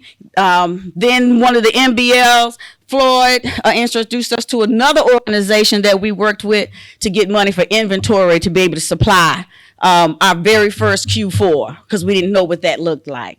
And I just want to say that hard work all the way up to now, thanks to the RVA area and beyond, but RVA first, right? Because, you know, they say nobody supports you in your hometown. That's not true. RVA was the first, quick and in a hurry to support. God is good, because it's not like I did anything different than any other business out there that's working hard to push their product. And we just work, and here we are today, and I'm grateful. I want to say before I leave that the main thing is that we all have value. Oh, and all my entrepreneurs, whether you local, regional, national, striving for any of those things, do not just be happy to be in the room. I know I ain't heard nobody in here say it, but I bet you said it before, depending on what was going on. Oh, I'm just happy to be here. Girl, I'm just happy to be in the room. Just being happy to be in the room is predicated on you being happy to stay in your place, in that lane, when you enter in that room, that you just happy to be in that space. Okay, that's what I learned, because I was just happy to be in the room. When I got the call from Sam's Club, you know, we talking, right? And he's like, we want to put you in all the stores. I'm like, and I'm thinking, well, we in the Food Line Local Goodness Program now. We, just the three of us, is producing 900 pies a week. We in the kitchen 7 days a week from like 6 in the morning to like midnight.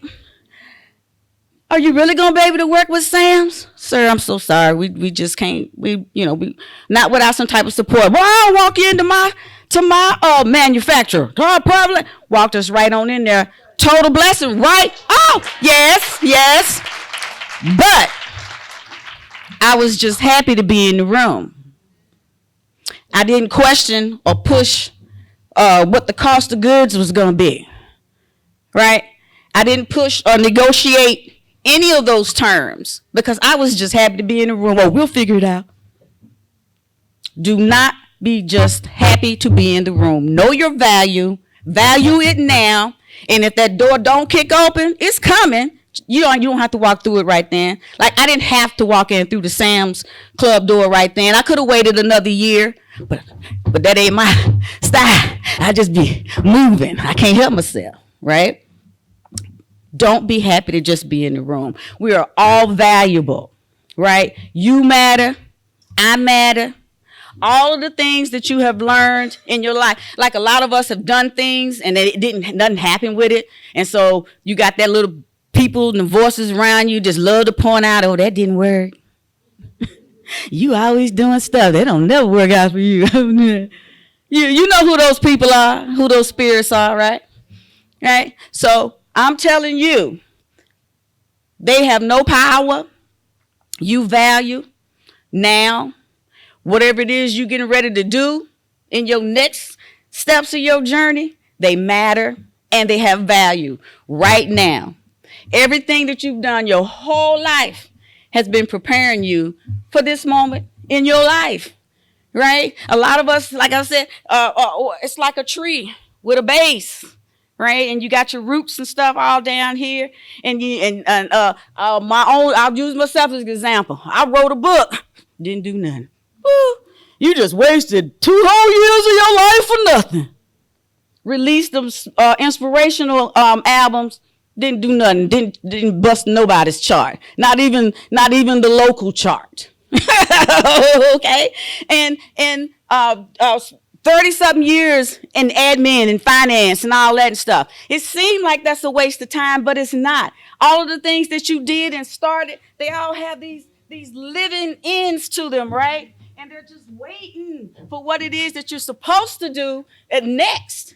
What's supposed to come and overlap on top of those, right? And then they all feed and bloom out together. My book that wasn't supposed to do nothing is used for Be Well Virginia's mental health campaigns now. My inspirational album, it still didn't do nothing, but I learned production.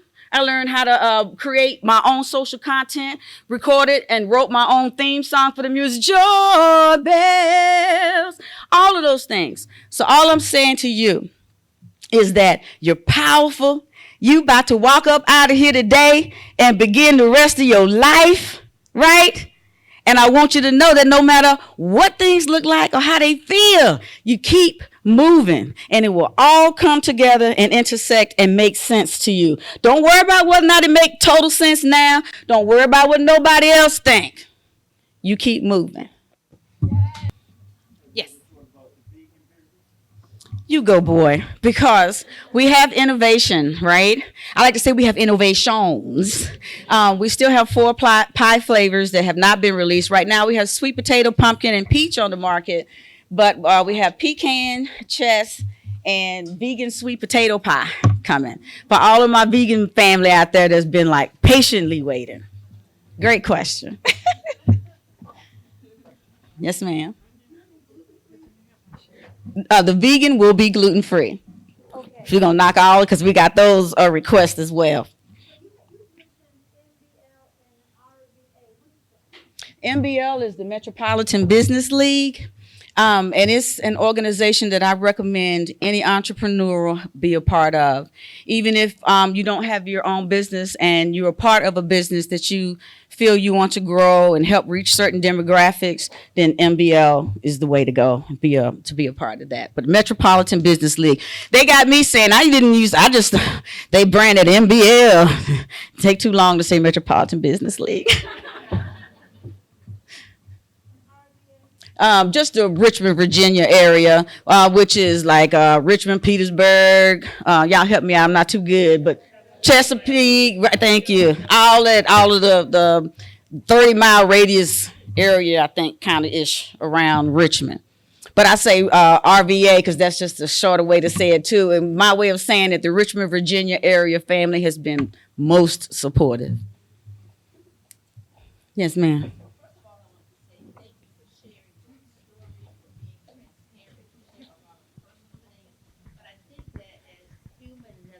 All of us have a story and everyone goes through something. Right. So with your willingness to be able to share that, thank you so much for that. Okay. And you are inspirational, by the way, and comical too. Now my question, how did you know that making pies was your thing? Like how long, because you didn't give us the pie story. So when did that start? I've been making the pies, the countrysides, which is our collard greens, macaroni and cheese, cornbread dressing, sweet potato casserole, and potato salad. That's mostly was curbside, and then we only did during Q4. But the backstory is for more than 30 years, I've always baked the pies, the sweet potato pie mostly, and I take it to, whenever you have stuff at work and you have to bring stuff. So that was my pies was always what I bring, when you got to bring food to support whatever event. And then my family and friends, I didn't have to buy gifts. They was like, no, I just want a pie, bake me a pie, And so I made pies for my family and friends during the holidays. And they would always say, girl, you need to sell them things, right?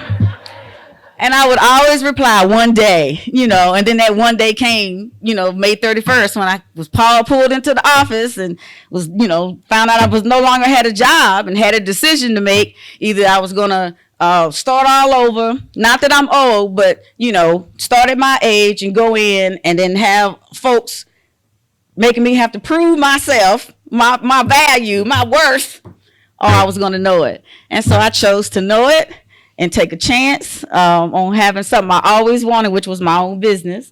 And plus it gave me an opportunity to be some flexibility as primary caregiver for my adult son with mental health challenges. So that was kind of like the inspiration behind it. Thank you. Did Sam try to, can you private label your pies? Every store that we speak with, whether we're in the store currently or not, has asked, can you do private label? Right? And our very first 2.5, maybe 3-year response was, hell no. I want to see my name on my product. Because nobody knows it's your product, right? So private label or your member's mark, whatever the store's brand name is, that's called private label, which means the manufacturer manufactures it and for somehow less. Still haven't figured that out yet. But and then the store sells it with their name on it. Now I've grown to the point now that I am considering a hybrid of the two. It just depends on who the customer is, how much volume is that volume going to make up for whether or not you can see Joyebells on it. And so it just has to make sense. And then government deals, those private label opportunities are awesome, which I got to go see the ladies at some table out there. Is it over here? Right there. I need to see those ladies before I leave because I need my hand held to walk through how them government contracts work. I just need my hand held twice maybe, and then I'm good to go from there. But those are all great private labor opportunities. And in the beginning, I was no. Right now, the smart thing is to have a hybrid of the mix in your business. Hello. Hi. So just hearing you speak, I see that you are an entrepreneur, but you're also a vessel very clearly.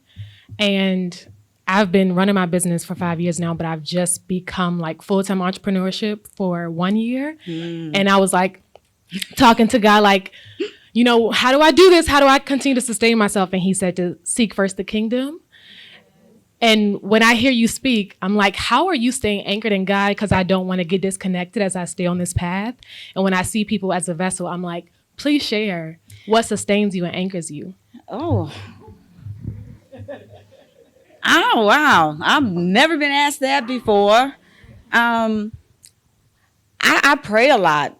And I know they say you don't get on your knees, and definitely get on your knees, but I don't get up as easily, so I don't get down on my knees that often, but I pray. I prayed on the way over here. Lord, please let me say something that matters. You know, I mean, I just constantly praying, and like the current storm that really ain't a storm, it's just that, you know, you got to there's some more growing. So I keep saying storm, but it ain't a storm like in the traditional sense. But it's hard. We still haven't expanded our team, right? So I'm still doing what you're doing at the level we're operating. I was up to 3 o'clock this morning. And, you know, I don't complain out loud, right? Even if it slips in my mind or if I'm feeling heavy, you won't hear me run Joyebells down, not one moment. Because to me, to do that is to take your eyes off of him when he said, I got it, right? I mean, all the way up from now to then, I still don't know how all of the ends are meeting. None of those things but God, right? And me having the faith to be still in this piece. And okay, you can't panic just because you don't know the answer. You're gonna work this out until it's revealed. But you ain't gonna just hastily make no move, no decision, no action just because you're scared or worried about something not getting done or not working out.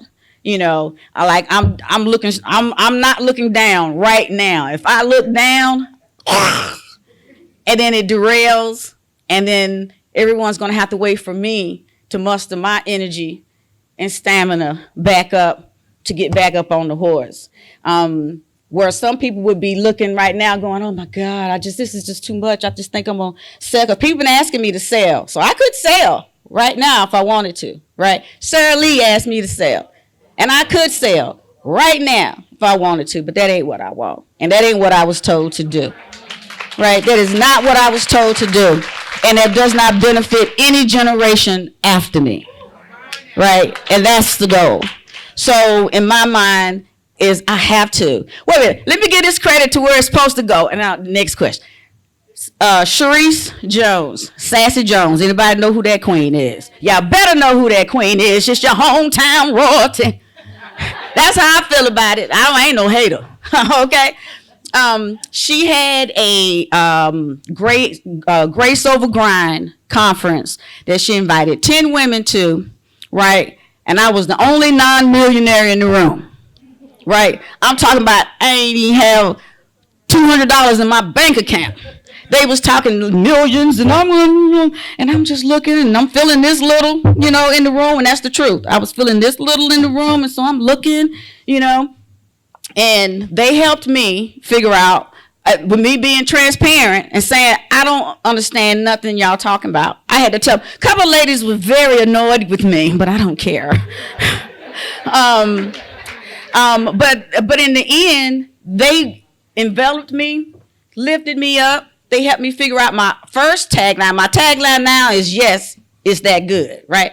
But my original tagline, because I was talking, they was like, well, tell us what it is. I was like, well, you know, we do all the work. You know, they can take the credit with it. You ain't got to call out that. She said, that's your tagline. And that's when I understood what a tagline was. She helped me understand what a target audience is and what problem was I solving. Because those are the 3 things y'all ladies need to know before you start pitching outside of a smaller local. Well, even if you go into your local whatever, you still got to know what you're solving. Joyebells solves time by creating quality desserts that your loved ones deserve, right? And so I'm all over the place. I'm sorry. You sure?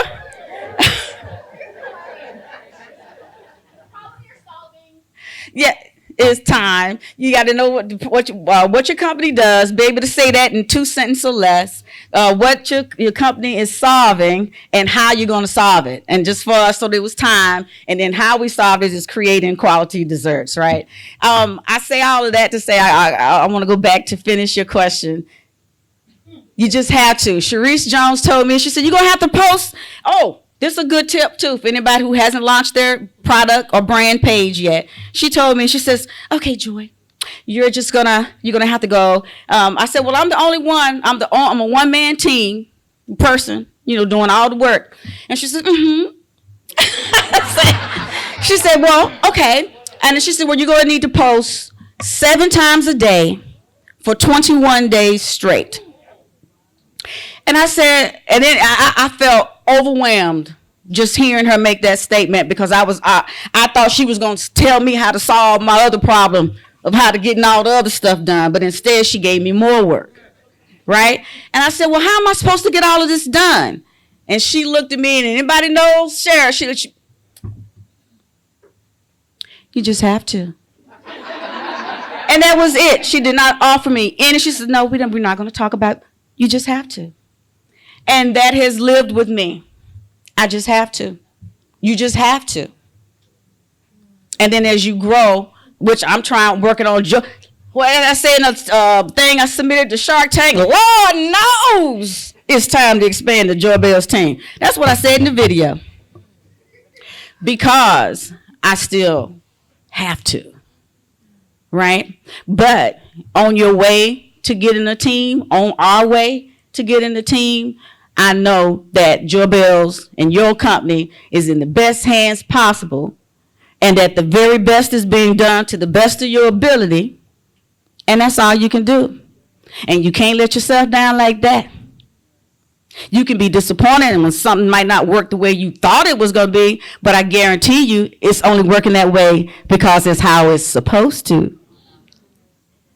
Because everything that I thought was not, and has come together completely different. And I'm here for it. We are still on cloud 9 as we continue to move forward. How many of you have enjoyed it thus far? Great, great, great. Well, we are a little bit over halfway done, and we just keep going higher and higher and higher. At this time, we will have our second panel, Building a Legacy of Wealth. And we have some phenomenal women who are a part of this panel. Ms. Dakia Knight, a managing broker, Icon Realty Group. We're so excited. Let's show her some love as she comes to the stage. Founded the Key Team, a comprehensive real estate team committed to prioritizing clients' needs above all else. Next, we have Tanya Battle.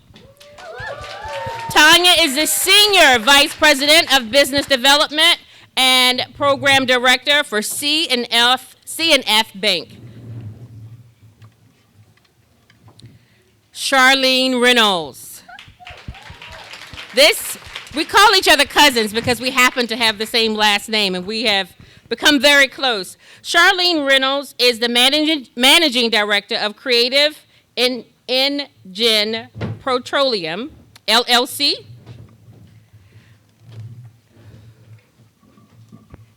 And Creative Insurance Concepts as well. Charlene is a visionary entrepreneur of 29 years of experience and founding Creative Insurance Concepts in 1995. And Creative Gen X Petroleum prepares to soar to new heights. And we're so excited to have her here. And Miss Siobhan Newell Valentine, one of Brunswick County's own mortgage loan officer with SunWest Mortgage Company. This panel will be moderated by no stranger to the room, Miss Holly Byrd Miller. As I said this morning, Holly and I have worked very tirelessly along with Monica and our entire team to bring this together. Holly needs no introduction, but she is an acclaimed woman in her own right. Businesswoman and entrepreneur who's passionate about building business ecosystems, especially here in Brunswick County, and an acclaimed author of Lipstick and Legacies. Let's welcome back Miss Holly Byrd Miller. So what is wealth? Wealth is defined as an abundance of valuable possessions or money, right? And we know money makes everything happen. We need currency. As entrepreneurs, we need to continuously generate revenue so that we can support our businesses, so that they are no longer just a hobby, but they're actually a business that's actually generating revenue, allowing you to scale and grow, allowing you to hire employees, all of that. So this conversation is vitally important, and we have some amazing visionaries, some amazing entrepreneurs, some amazing pillars in our communities who have earned their rightful place on this panel, and we're just gonna dig in and hear some of their insights, and importantly, tactics, right? Because it's important to know what to do to build wealth and to actually retain it, but it's also important to know how to do it. So it's not just the what, but it's also the how. So we're going to get into those tactical strategies to building wealth. So let's hop into it. All right. So my first question for the panel, what advice would you give to aspiring female entrepreneurs who are just starting on their path towards building a legacy of wealth based on your own experiences and your successes? So we're going to start with Tanya Battle. I'm going to come from a different perspective. Most of these ladies on here are considered entrepreneurs, where I have always been a part of corporate America. I am an entrepreneur now, but mainly I work in corporate America. And for years, 30 plus years, I've been in financial services. And then about 9 of those years, I was a wealth advisor. And so in the capacity of being a wealth advisor, I worked with coordinating the financial care of my clients, all of who were millionaires. And so I'm coming from a space where, as an entrepreneur, you're always thinking about the business, and you're thinking about a plan for your business, how to grow your business, but we always forget about the personal side. And so I like to emphasize that you should have a plan for your financial well-being. As you're thinking about that strategy you create for the business or financial plan, whatever you deem it, you have to have one on the personal side, right? And so you have to have a relationship with a relationship manager, an advisor, someone who has that expertise, so that as you're growing your wealth on the business side, you're mirroring that on the personal side. One of the things that I like to point out to people is, if you don't have a plan or a strategy in place, then what are you really doing? What are you working towards? And that's a question that a lot of us end up with in the end. It's like you've worked hard all of these years, but you did not have a strategy or a plan in place. So when that time is over and you're ready to succeed and step out or sell or whatever you're going to do with your business, what did you lay? What kind of foundation did you lay for yourself, right? And so earlier I heard several people talk about knowledge. Knowledge is power. And if you don't know, you don't know.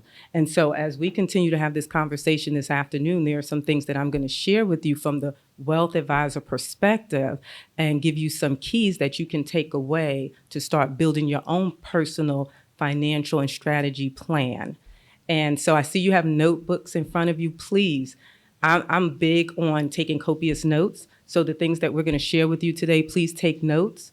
Feel free to ask us afterwards. And then these are things, jewels that you can take and start using. I love that. And so Tanya, so for those folks in the room, and there may be maybe one or two who are like, you know what, I am not there.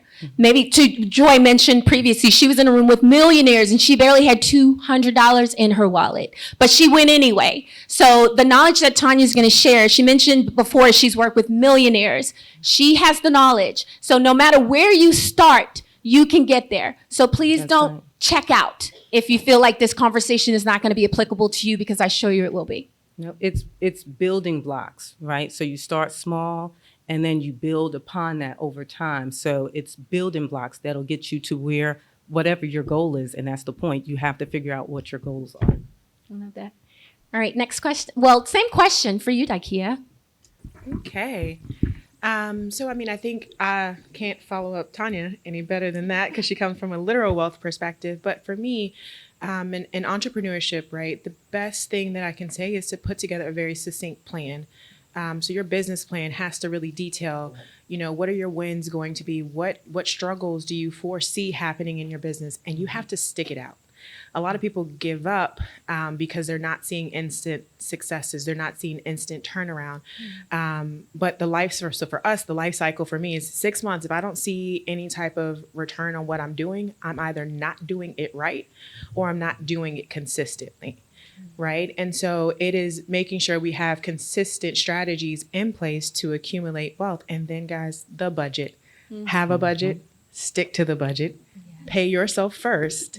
And understanding that if it's not in the budget, we cannot do it. I'm coming in from what Tara said. 25 years as a mortgage loan officer, I've survived it all. I never stopped, even when we had mortgage reform back in 2010 when the mortgage crashed. People went out of business. From what I understand now, half of the loan officers that I worked with back then, they're no longer in the business. I had several people to contact me just a few days ago. Say, hey, Siobhan, I see your post. I see you're still in the business. How did you survive? Well, for me, I really can't tell you other than some of what I heard some of the other young ladies say. I kind of stuck to my grounds. I knew this is what I was designed to do. There's utmost self-gratification. At the end of the day, when I can help put someone into a home and help build financial wealth by doing one thing, which is, financial wealth by building or buying a home, that to me at the end of the day is helpful. Especially when you have young people who are not so sure that they can qualify. I take the time that I need to take to help them understand a budget, understand what it's going to take as far as their credit score to meet the underwriting guidelines. And by doing that, at the end of the day, I walk away with a feeling that I can't describe. So that's what kept me in the business for so long. I also love to learn. I love to laugh. And at the end of the day, it's very, very important that you also keep in mind that you have to show love and be of value to someone. And to me, that's how I've been able to survive, because first thing I do every day is I find something to love on. I don't care what it is. I mean, it could be your grandchild, it could be your niece, your nephew, it could even be a friend. Love on it. Find love within your day, right? Learn something new. My tidbit is I'm also a real estate agent recently in the last 6 months. I spend time trying to learn one new thing about my career. Like, I'm branching out into this now. I've never done this before. I've always been on the finance side. Take 5 minutes, 10 minutes, 15 minutes, whatever I need to take just to read something new. So for me, I learn something every day. And it's only 10 minutes, 5 minutes of your day. And then the other thing, laugh. At the end of the day or throughout the day, I try to find something to laugh at. Laughter is healthy. For me, if I'm not laughing or I can't find someone to joke with or play around with, I'm probably not going to stick around too long. So to answer your question, Holly, that's kind of like how I've been managed to stay in this business for 25 plus years doing the exact same job. And it's tough because I'm in a dominant man's world, and you have to be strong. You have to know your guidelines. You have to know your business, and you have to stick up for your clients who depends on you for their assistance. Home ownership, we know traditionally that has been where a lot of us, our families, created wealth, right? And I did look up the statistics. In the National Association of Realtors, only 44% of African Americans own homes. And in the last 10 years, it's gone up for everybody else in the United States, but only 0.4% for us.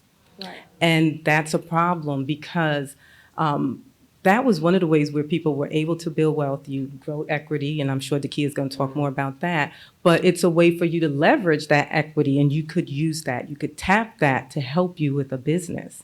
Our bank at CNF, that's one of the ways we've been able to help some of the small business owners by tapping into the equity of their home. But you could use it in a way where it's in the business name. It's for a business purpose. And that's another thing we have to talk about. You have to talk about separating the business from your personal. Yes. It is important to have that tax ID number. It is important to have a business checking account and savings account. It is important to establish a business line of credit. And so home ownership was definitely a way for us to do that. So we need to get back to figuring out how we become homeowners. And during our discussion, we can talk about the partnership with your banker, having a relationship manager, someone who advocates for you, someone who can give you advice, someone who can tell you about all the different things that are available to you. Those are things that are very important to you throughout your journey. And so I'm gonna turn it over to Dakia to talk a little bit more about home ownership and investing in real estate, because that's really her area of expertise. We all know that the biggest asset really is, real estate and how you can leverage that in so many different tools. And I'll piggyback on the statistics, right? The biggest reason for that probably is that there are not enough homes. We haven't seen inventory this low and probably ever. And it's not just people of color, it is a whole segment of the market. So the millennials make up the largest segment of home buyers, but can't find homes because they've been priced out of everything. And so really when you're talking about, the fundamental tools, if you have a home, use it as your asset, tap into that equity to be able to use it in your business. But if you don't own a home, really put the goals and the foundations in place, the strategies in place to get to home ownership. I know there are different perspectives about home ownership. I am a firm believer that it is the biggest asset. It does not depreciate. And you can really put those stats to say, all right, so we saw 2019, a home that you bought 2019 probably has accrued equity of about $150,000 on average, right? And imagine what you can do with $150,000 in your business. Sitting back and never purchasing a home, imagine what you can do with nothing. And so that's the perspective of homeownership and using that as your leverage and equity. To me, if you've got that foundation, we can continue to grow. So that's why home ownership to me is important, because we can start there. And once you start building that foundation, that's when other things will start to open up for you as well. So once you have a solid foundation, which is your own home, you can start with your home office. From there, you can branch out to an office up the street. From there, you can go into commercial buildings, things like that. So for me, home ownership, buying that first home, coming up with your down payment, you're going to feel so good about yourself. It looks like this room, everybody's already past that, but just want to give you a little bit of my passion of when I have a conversation with my client, like, do you own a home? If you don't own one, let's look into going ahead and getting you pre-qualified, getting you closed, because from there you have business ideas. Buying your own home, that'll be the first start of that. And then in years to come, like Katina said and the other ladies here, you can tap into that equity at some point if you needed to start your own business. And so many other things will open up as well. But I think one of the major ways of obtaining wealth is in home ownership. Can you share any specific tactics or strategies for diversifying income streams and maximizing revenue opportunities? So I have two businesses, Creative Insurance Concepts, which is a commercial insurance agency. We sell commercial insurance and surety bonds. And I started that company in 1995, so I've been in business for 29 years. I started from home, used the equity from my home to build the business, and also I actually worked out of my home for a couple of years, and then I moved into a business. But 7 years ago, I started a petroleum company called Creative Next Gen Petroleum, and with the equity from a rental property that I had acquired back in 1984, I owed like $1,700 on the note at the time, so there was plenty of equity. I took the equity from from that property and bought my first fuel truck, paid cash for it. I've always operated. Round of applause. I've always operated with low or no debt. I don't believe in being in debt, so I live within my means.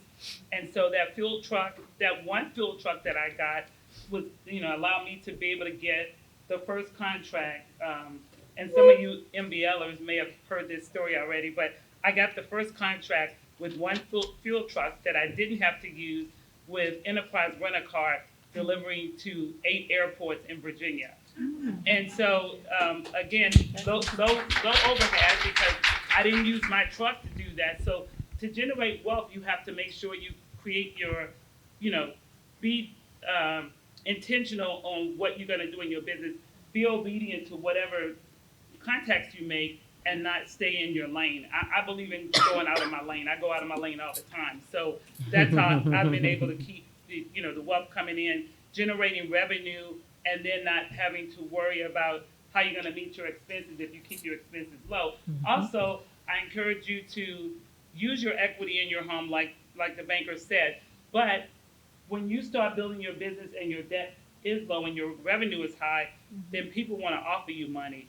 I'm a money magnet. People are constantly offering me money. I get grants offered to me. I've had so many MBL referred grants. And during 2020, when COVID was really affecting businesses, we were essential personnel as a fuel company, so we didn't have to stay in. So we got our first Virginia-based fuel contract with the Greater Richmond Transit, GRTC, the bus company, during COVID. So when everybody else was, trying to survive and looking for loans, we were thriving during that time. Yes. Round of applause. Fantastic. So don't be afraid. Be a change agent. Go after it. Applause to every one of you, but especially you, Charlene. That's amazing. Amazing. So same question. Can you share any specific tactics or strategies for diversifying income streams and maximizing your revenue opportunities? Feel free to take that, Tanya. When I would say maybe my 40s, over the years, I created my own financial plans, my strategies. I live by them because it really helps create a roadmap and it gives you direction so you know what you're working towards. And so when I started thinking about my own retirement and my children and my legacy and what I wanted to leave for them, I really became serious about the things that I was sharing with my clients, making sure I was paying off my debt. When I was working hard and I was getting those bonuses, I could go out every day and go to the store if I wanted to. And I'm not talking about anybody buying red bottoms, because if you want to buy red bottoms, that's on you. It's a wonderful thing, right? But for me, I was thinking about the plan I created. And so when I made the money, I paid my debt off. I started investing. That's another thing we're going to talk about. I got into the market. I've always had a small investment account, but I really started going into the market, the stock market, and worked with an advisor and just put money away. So instead of buying the things that, I wanted to buy, I would do that. I'd treat myself maybe once a year to a really nice pocketbook if I wanted a Louis Vuitton or something like that, or go shopping maybe once a year. But during the year, I was very disciplined about putting my money in the bank. And one year, the MBL had a Women Who Mean Business conference. And you had a young lady on the stage who said, before she started her business, she put away 2 years worth of salary, right? And that stuck in my head. And that, with my plan, said, hey, you can do that, but you got to be disciplined in doing that.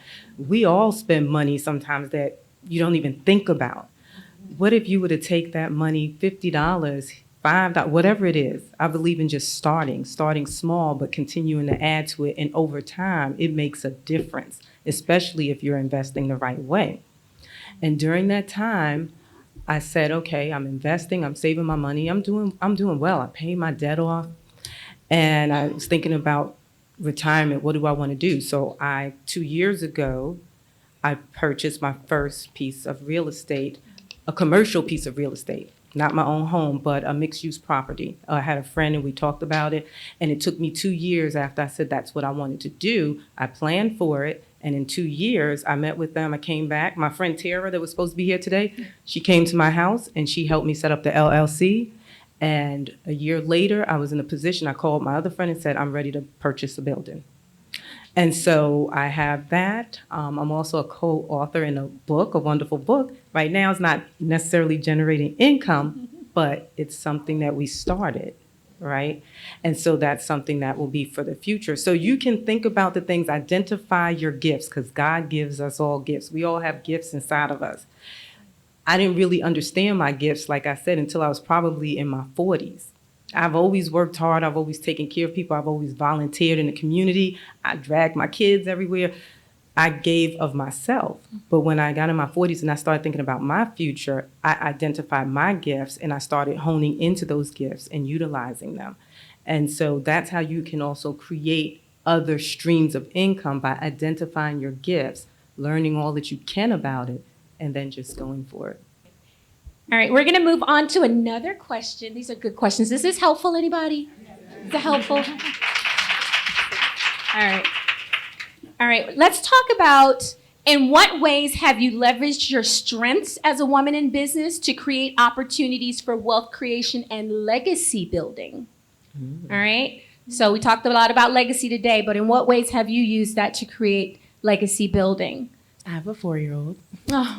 A little lady. Oh, yes, a little me in so many different ways. But I'll talk about a parent-teacher conference I had and how they described her.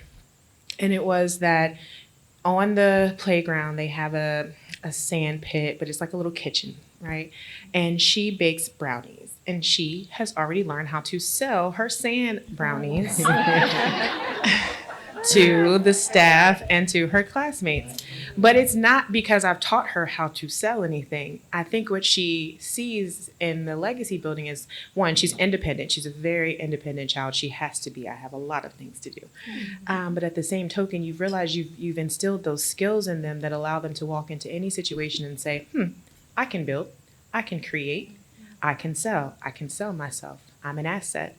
But also from the other perspective of just not momhood. So in the industry, being one of the youngest brokers probably to exist, and will be the first Black female president of our association. Yes, congratulations. I've always believed in taking those behind me with me, right? And so there are a few of my icons in here, and I've always wanted to create a space that says there are no barriers.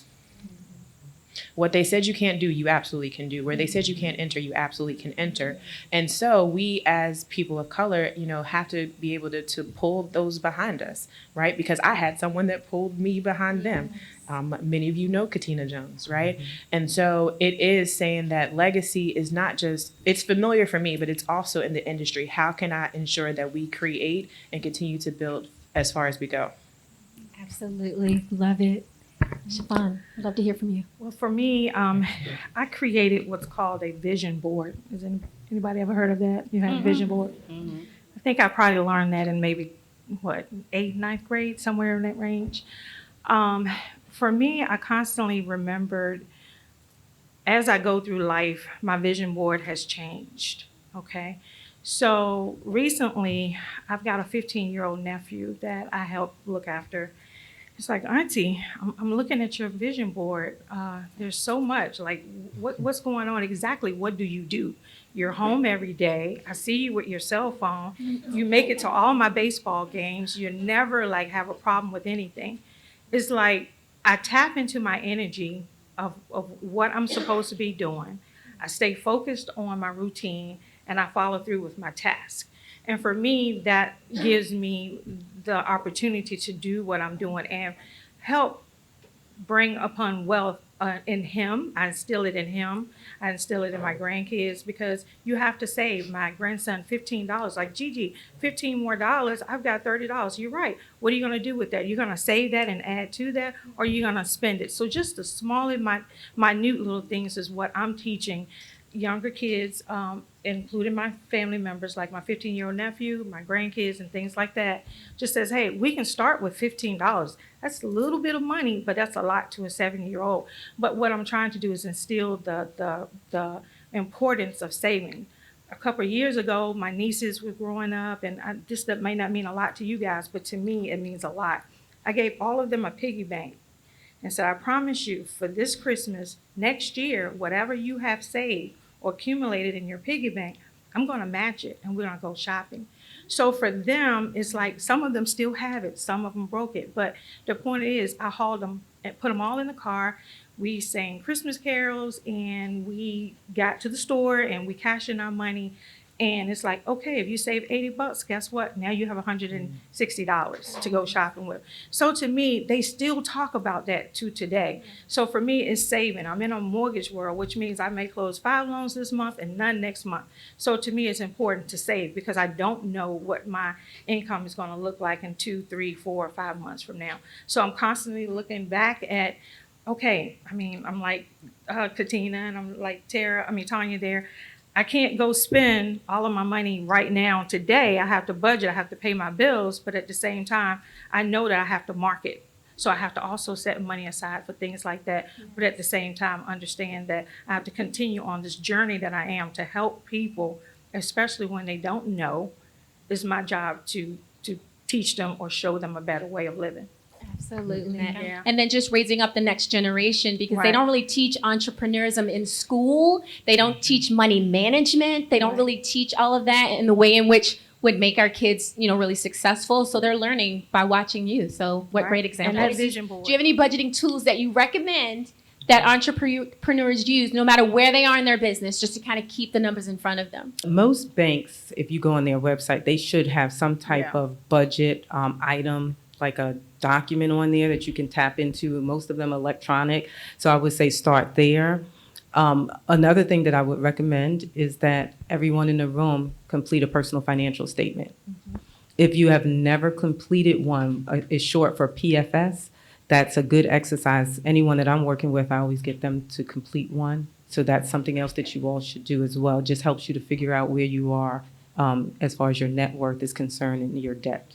Again, I like to keep the expenses low and make sure you have cash before you need it.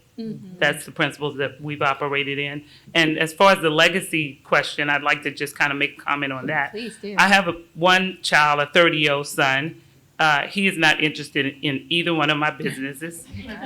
He worked for 3 months for one company and 3 weeks for the other.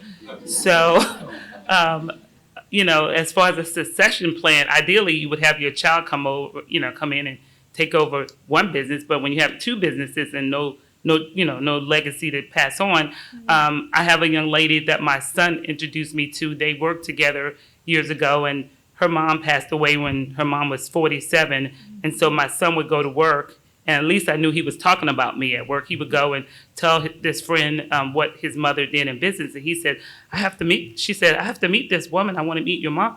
And this was during COVID. And he brought her, we met her at a restaurant outdoors, and it was like love at first sight. So she asked me if she could call me her light mother. And I said, yeah, I'll call you my light daughter. So I call her light as in light in this, light. So she calls me light mother. I call her light daughter.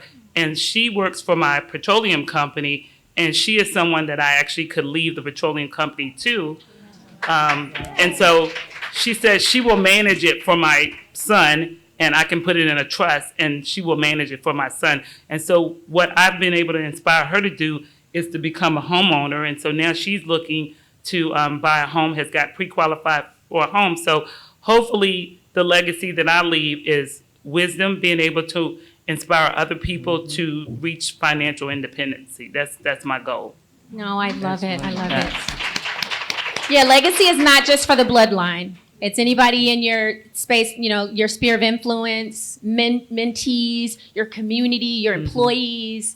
Like a legacy is more than a bloodline. So I love that you mentioned that. Thank you for that. All right. I would love to ask this next question because it's one that's really important to me as well. What role has mentorship played in your journey towards building a legacy of wealth? And how do you seek out and cultivate meaningful mentor relationships?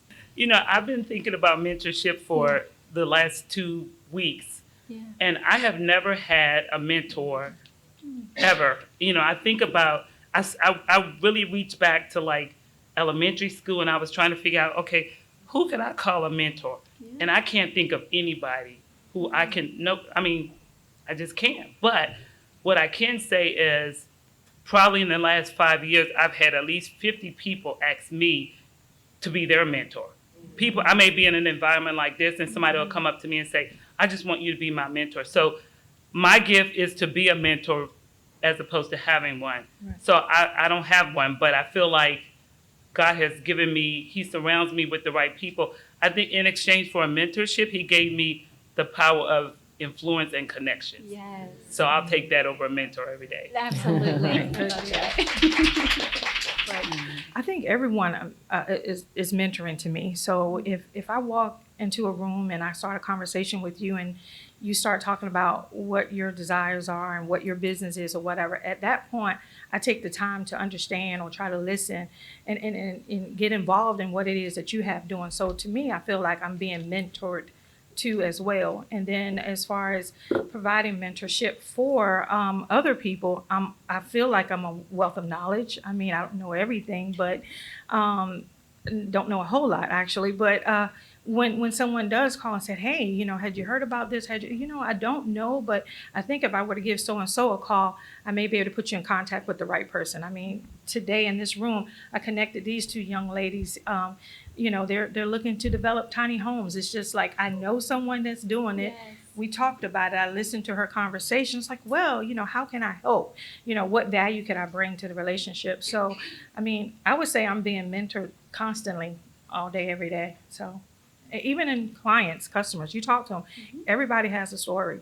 I mean, the butcher that works right here at Food Lion, believe me, he has a story of how he saved his money to be able to put down on his new home. So just listen and be a part of their world as well. Katina, literally, I might have been a year in the industry, and she soft touched me then, and I didn't know at that time that I would be here today, but she said, she saw something in me, something that I didn't even see within myself. Yes. And I think that's what makes a great mentor is that, they've been through a lot of the challenges that you're gonna have eventually, and they tap into you and that they see the gifts, they see the spirit, they see the potential for so much more. And then they help you build it. I have had a lot of tears with that woman because she has, given me feedback, given me very critical feedback and growth, and going from 10 agents to 72 as of today. And those of them that have grown with me and watched the growth over the years, it would not be without that very, very sometimes hard feedback. And having Katina as a great mentor and resource to build, and then being able to give that back to our agents, that mentorship to them. I mean, it's been amazing, and I wouldn't take it back or trade it for anything. For me, early on, it was men. I was in a male-dominated world. Didn't come into contact with too many women, so there were some great men who were mentors to me, took me under their coattails, if you will, and gave me a lot of good advice and who advocated for me. And I just really watched them move. And there were some things that I noticed. They were very focused, they were direct, and they were unafraid to make decisions and stand by them. And that's helped me throughout my career in navigating in a world that's been dominated by men. No, I think that's perfect. A perfect segue into our last question, which is how do you approach negotiations and advocating for fair compensation? And what tips would you offer to others seeking to maximize their earning potential? Men kind of talk, they're very direct and it's kind of no holds bar. And they talk about what it is that they want. But they come to the table prepared to say why they deserve what they're asking for. And so that was something that I learned. It was like, you could do all the hard work and you could do all these great things, but you have to learn how to advocate for yourself. Let it be known the things that you're contributing on the team, because sometimes people are not going to say that Tanya did this or Deborah did that, or Aunt. They're not going to say that you did the work, right? So make sure you're advocating for yourself. Make sure that you can justify why you're asking for what you know you deserve. And there were some things that I wrote down as far as going online, figuring out what the market is for your role. If you're still in a job and you're in corporate America, know what the market is paying so that when you're negotiating and you're asking for what you deserve, you come in there and you're prepared and you have your notebook and you have your information. You go to, I wanted to share with you a couple of things. Glassdoor.com is an excellent place to find out what the market pay is. And there's another one, ZipRecruiter and Indeed. I highlighted that. That can tell you a lot about the position you're in, what the going rates are. And I think that that's a good start to just advocate for yourself and just ask for what you know you deserve. Perfect. Well, fuel's a little different. There's only pennies on the margin per gallon, and most fuel opportunities are based on competitive price. So the low bidder usually gets the fuel deal. And so we can't control the price that the terminal charges us for the product. And so all we can do is just add a little margin onto the petroleum cost. So volume is the key to be able to get the maximum result. And then I've also leveraged my minority, woman-owned certifications. And for those in the room that are not certified most of you are minorities, so I'll encourage you to get certified as a woman-owned, minority-owned. The federal government, the Department of Transportation has a disadvantaged business enterprise certification, which is a statewide, the VDOT and the Metropolitan Washington Airport Authority, they certify. But with those certifications, it has opened doors for me. So if I'm bidding on a job, this happened with a fuel contract that we had in Atlanta with Enterprise Rent-A-Car. It was a 2 million gallon project. We bidded the project as a certified DBE, ACDBE, and we weren't the lowest price, but because they needed to meet their ACDBE numbers, the previous contractor had already exceeded their ACDBE threshold, because you can only make $56 million over a course of 3 years. They had exceeded that. So I bidded it. I wasn't the lowest bidder. I wasn't certified in Georgia. I was only certified in Virginia, Florida, and West Virginia. They waited for me to get certified so that I could take on this multi-million-dollar contract.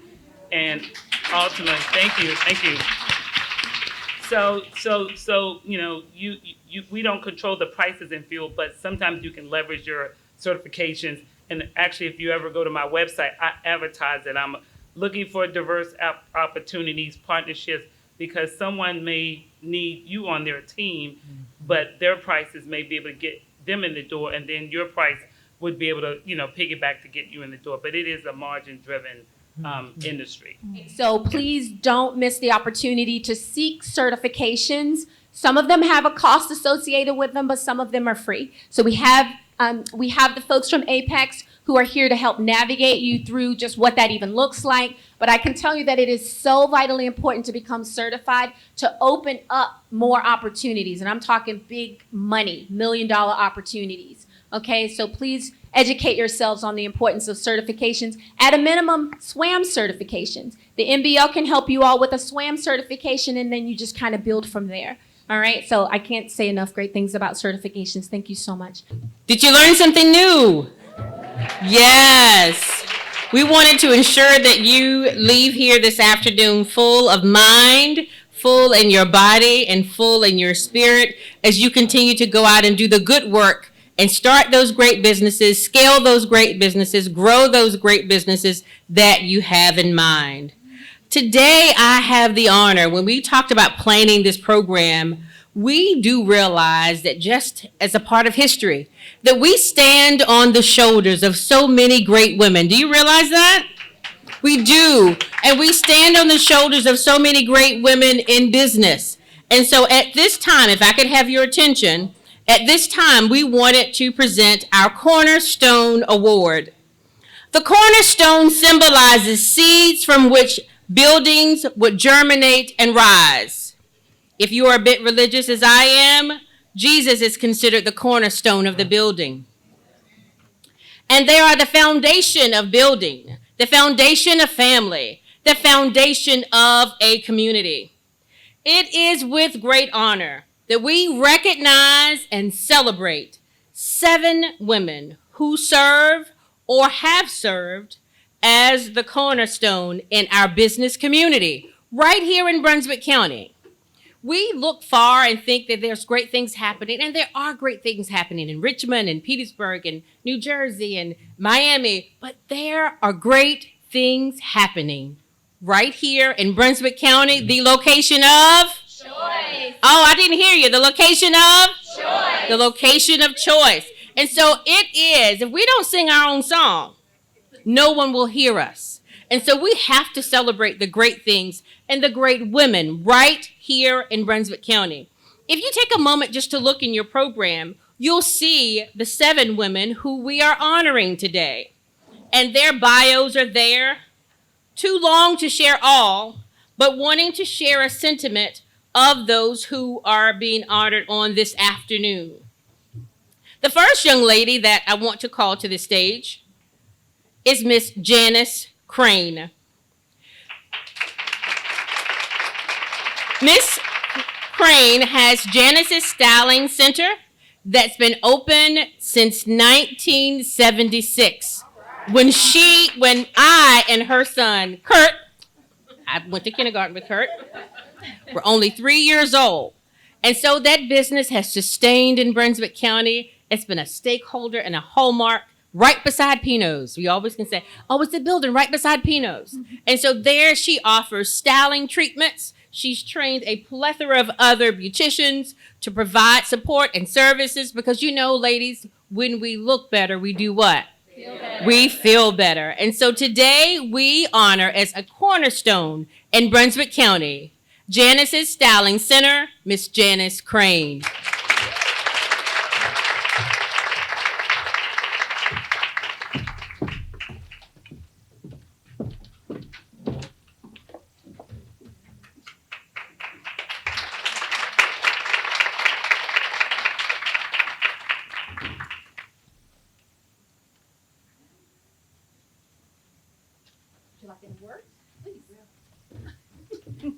This is going to be kind of emotional, but I sure appreciate all of this. This is very nice of all of you. I have enjoyed my term in Lawrenceville, Virginia with my business, and I have been blessed in so many ways. I have met people I would have never met before. I've babysat children. Children have come by the beauty shop when they needed to go to the bathroom or needed help or whatever it was. And I'm honored to say that I have had some of the most wonderful people work with me, and there they all seem like family. That's one thing I tried real hard in my business is instead of it being a true business, you come in and you work and you go home. We are like a one big family, and that's what I really enjoy about that all these years. So I appreciate this very much. Y'all will never know how much. Congratulations.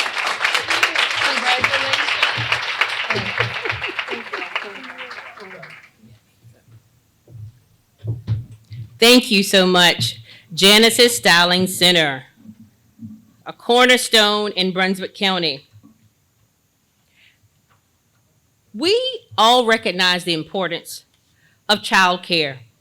Being able to leave our kids at a place that's safe, that they're well taken care of, that they're disciplined, and that's a level of oversight. And Miss Patricia Feggins-Clary is the proud owner of Patricia's Child Care since 2004, and she is a part of the cornerstone of Brunswick County. Miss Feggins-Clary.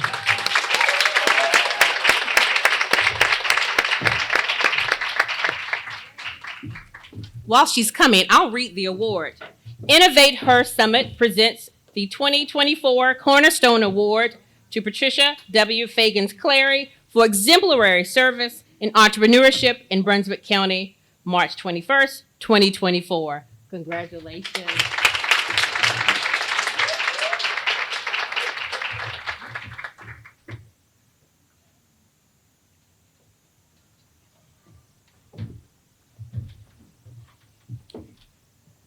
First, I'd like to say thank you to everyone that's on the panel and everyone that took time out of their busy schedule. What I've also felt in this room today, that once you take God out of anything, it don't succeed no way.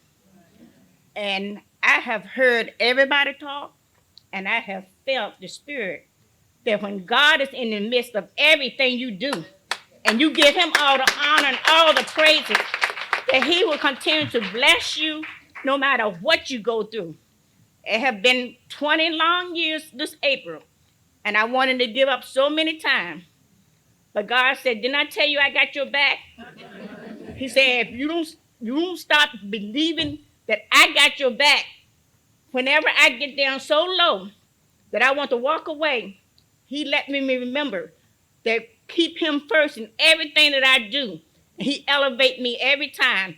And every time I come back running, I come back a little stronger every time. So I said, to God be the glory, because it wasn't all about me. It was all in trusting in Him, and I'm still standing. Thank you.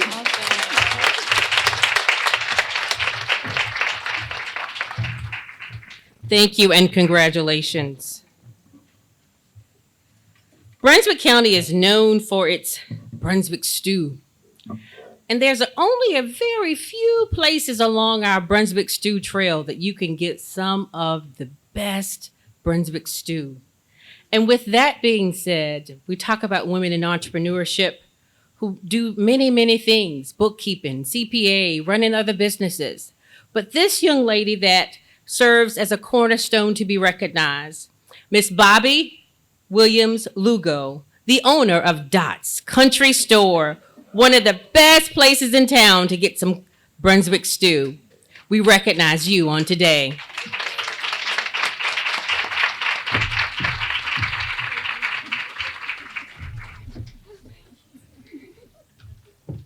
Congratulations. Thank you. Thank you.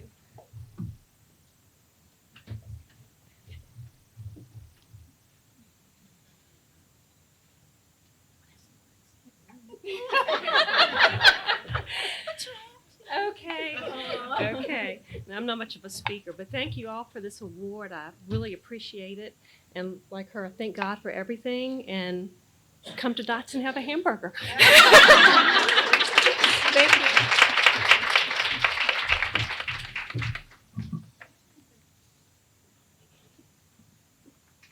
Again, as we talk about child care is important. I even had my son in this place, trusted her with my first baby. And she is known throughout Brunswick County. No one really knows her last name. All you ever hear is what? Miss Betty's. And when you say that, regardless of age, color, or creed, you know your child is well taken care of. Miss Bettie in Vaughan is the owner and operator since 1985 of the Country Mouse Nursery School. You are the cornerstone of Brunswick County, Miss Bettie Vaughan.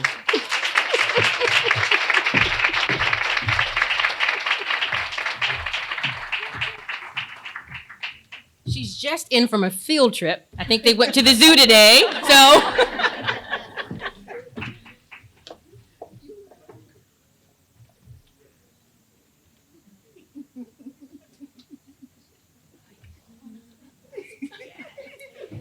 Thank you so much. I certainly appreciate this. And yes, I've been in Richmond at the Metro Richmond Zoo with 60 from my school, enjoying all the animals. So I just got here. So I'm sorry that I missed all your functions this morning and this afternoon. It sounds like a wonderful occasion. But I thank you so much for honoring me. I love my preschool. And this year, my intentions was to retire in June after 39 years of teaching my 3s and my 4s. But my parents somehow convinced me that I needed to do maybe one more year to finish up their group. So right now, I'm still teaching. I teach 5 days a week. We have a half-a-day program, and it's in my home. And I started this after teaching in the public school, which I love, but it was time for me to have a family. And I found out that I couldn't give 100% of my time to my own children and give it 100% to my children in the school system.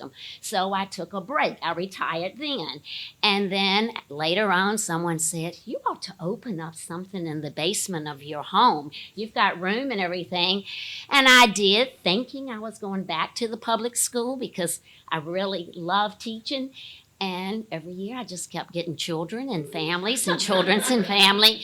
And it gave me the opportunity to still do everything with my children in the public school, going to all their ball games and all their festivities, and still be able to operate my preschool. So I'm still going and I love it, but it's time for me to spend some time with some grandchildren who are growing up too much. And so that's when we made the decision that maybe it was time for me to step down, but it didn't seem to suit all my parents. So anyway, I'm going to give it another try. So anyway, thank you so much, and excuse my attire, but this is what we wear when we go on field trips.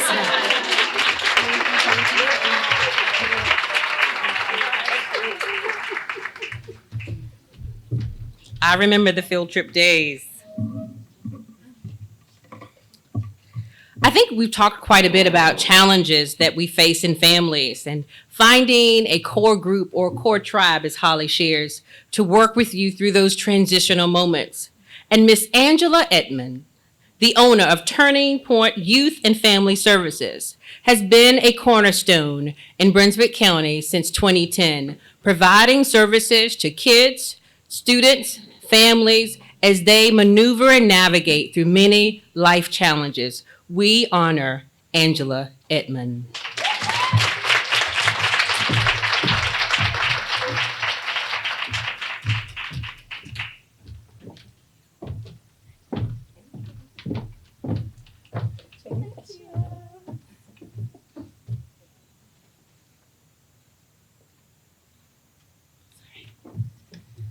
Right, Mama, we made it.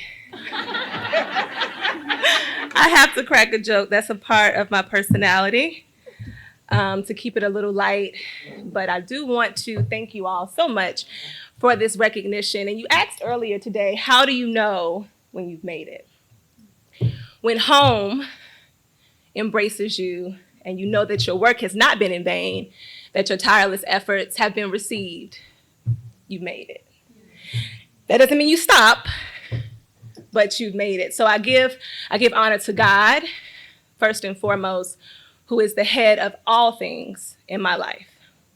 To the young lady who asked earlier, seek ye first the kingdom of God and his righteousness, and all other things, not some, all will be added unto you. He is the framework from which I build my principles in my personal life and in business that's transferable. Right? So let God lead. God was who gave me the idea when my family was like, what are you doing? Everyone isn't going to see your vision. Do it anyway. Everyone's not going to support. Do it anyway. Everyone is not going to believe. Do it anyway. Brunswick County is home and my heart is home.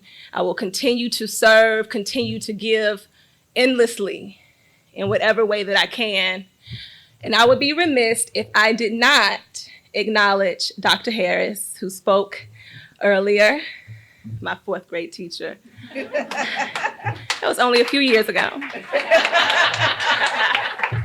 Many, many years ago. But the importance of our educators. You were more than just a teacher. You were a mentor. You were a counselor. You poured endlessly into the class, and I bought in. And because of you, I am here today. I remember being in your class where I sat, what you said to us. You made us affirm ourselves at 8, 9 years old.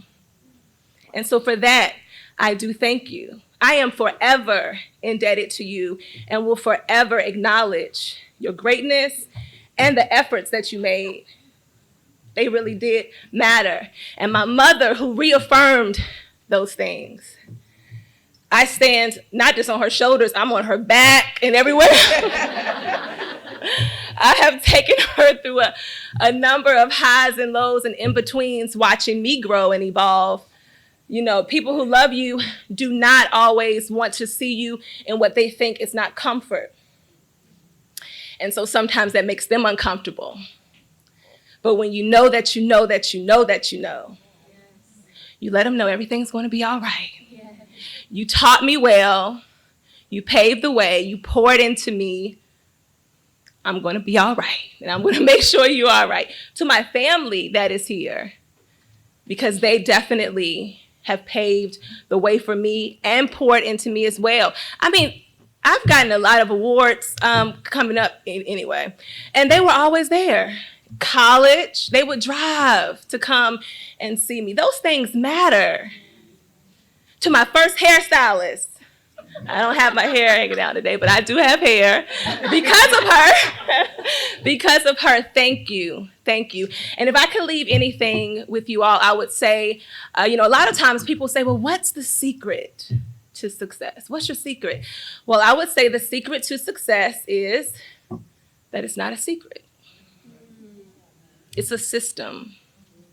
And a system is a set of principles and practices that you do consistently to get to an expected end.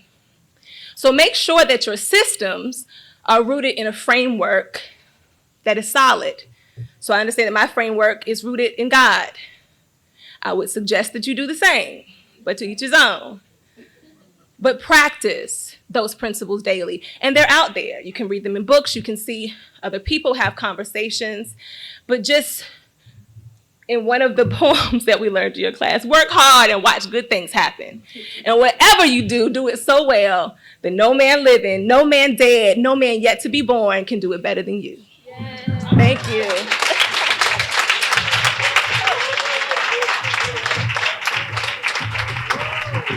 Well, she took us to church, let the church say amen, and pass the tissue. I was doing good and I was holding it together.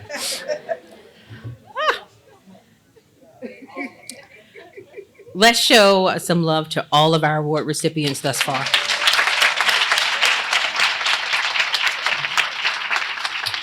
Our next award recipient was unable to be here this afternoon due to some unforeseen circumstances, but we do want to honor as well. Now I'm over here sniffling. Thank you, Angela. Oh my gosh. It's often that we must be reflective on the shoulders by which we stand, and it's never too late to honor and pay homage to those who have blazed a trail for us to follow. It is with this in mind that our next two recipients are not here in body, but here with spirit. We learn their lessons and their legacies live on much and long after them. We are here to honor the life and legacy of Miss Vivian Brown, a lifelong educator and the owner of Brown's Funeral Service, who provided dedicated service as a licensed funeral director for many years. Unfortunately, her daughter Karen is not here at this time, but let's pay honor to Miss Vivian Brown.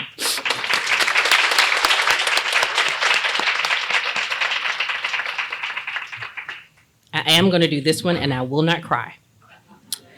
We honor the life and legacy of my mother, Barbara Ransom Jarrett, owner of Jarrett's Community Grocery Store that she opened in 1969, offering an opportunity for patrons to come in, whether they had money or not. She still wanted to ensure that her community ate and was fed and had gas and all the things they needed for daily living. She also was the owner of Jarrett's Logging Company and Jarrett's Taxi Cab Service. That's where I learned to drive, driving other people to the doctor. But she offered more than just a ride. She offered comfort and love and support and prayers. She actually went in with them. This is before HIPAA. She went in with them to their doctor's appointments and heard their diagnosis and prayed with them and then gave them a ride back home. And so it is on her shoulders that I stand, and I am proud to honor her life and legacy, Barbara Ransom Jarrett. And we have here her daughters, Dr. Alvira Jarrett Parrish and Dr. Barbara Jarrett Harris, to receive the award in her honor.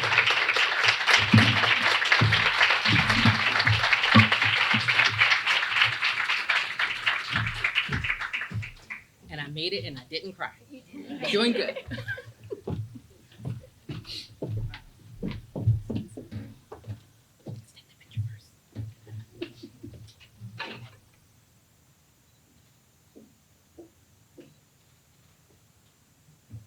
Speak and keep it short. Okay. I'm gonna speak. You go first. To God be the glory for great things he has done. Hallelujah and glory to God for another wonderful day that we have to honor his name. I've heard it all over the room, just permeating through everything everyone has said. It is truly an honor for my sister and I to accept this award, and well, all of my sisters, for all of us to receive this award. This Innovator Summit, I think, is one of the greatest things that has been done here in Brunswick County to uplift those who are trailblazers. And when we say trailblazers, we're talking about people who are grassroots people that have put in the blood, sweat, and tears along the way from various various perspectives, rather, in the industry and business or whatever they have done. But all of this has come together to help to make Brunswick County great. It's people great. It's everything that it offers in this community great. And it's only as great as the people are. Am I right about it? So we're just so happy that our mother was one of those that have received, was worthy of the recognition to receive this award on today. And although she's not here in body and she is in spirit, we hear her every day. We remember her every day. We talk about her almost every single day. And my father and her, they instilled upon us that if you're going to be successful in life, the most important thing, anything that you need to remember is that you can have what you want. You can be whoever you want to be. You can accomplish whatever you want to accomplish as long as you keep God first, love others as God loves you, treat people right along the way. Because those that you never look down on anyone unless you're picking them up. And those that you meet on your way up, you meet those same people coming on down. So just remember that every life you touch means something. Do good. I mean, it was just simple lessons. Do good, and good will follow you. Isn't that what she used to say, y'all? And so, she taught us, most importantly, you need to get your education. Be profound in your role, and whatever you do, be the best. Don't settle for number 2. You have to be number 1 in whatever you do. Hold your head up high, be proud of yourself, and don't be ashamed to walk in any room to say who you are and that your name means everything. Amen. So again, we thank you for this award, and I'm so glad that this little lady here, she's my sister daughter, and all of our sister daughter actually. But we just take care of each other. There are 5 of us, and we believe in taking care of each other as they have taught us to. When one is sick, everybody's sick. When one is down, everybody's down. And we do all we can to pick them up. And that's what every community has to have. Every family has to have to be successful and to win in this journey called life. Thank you again.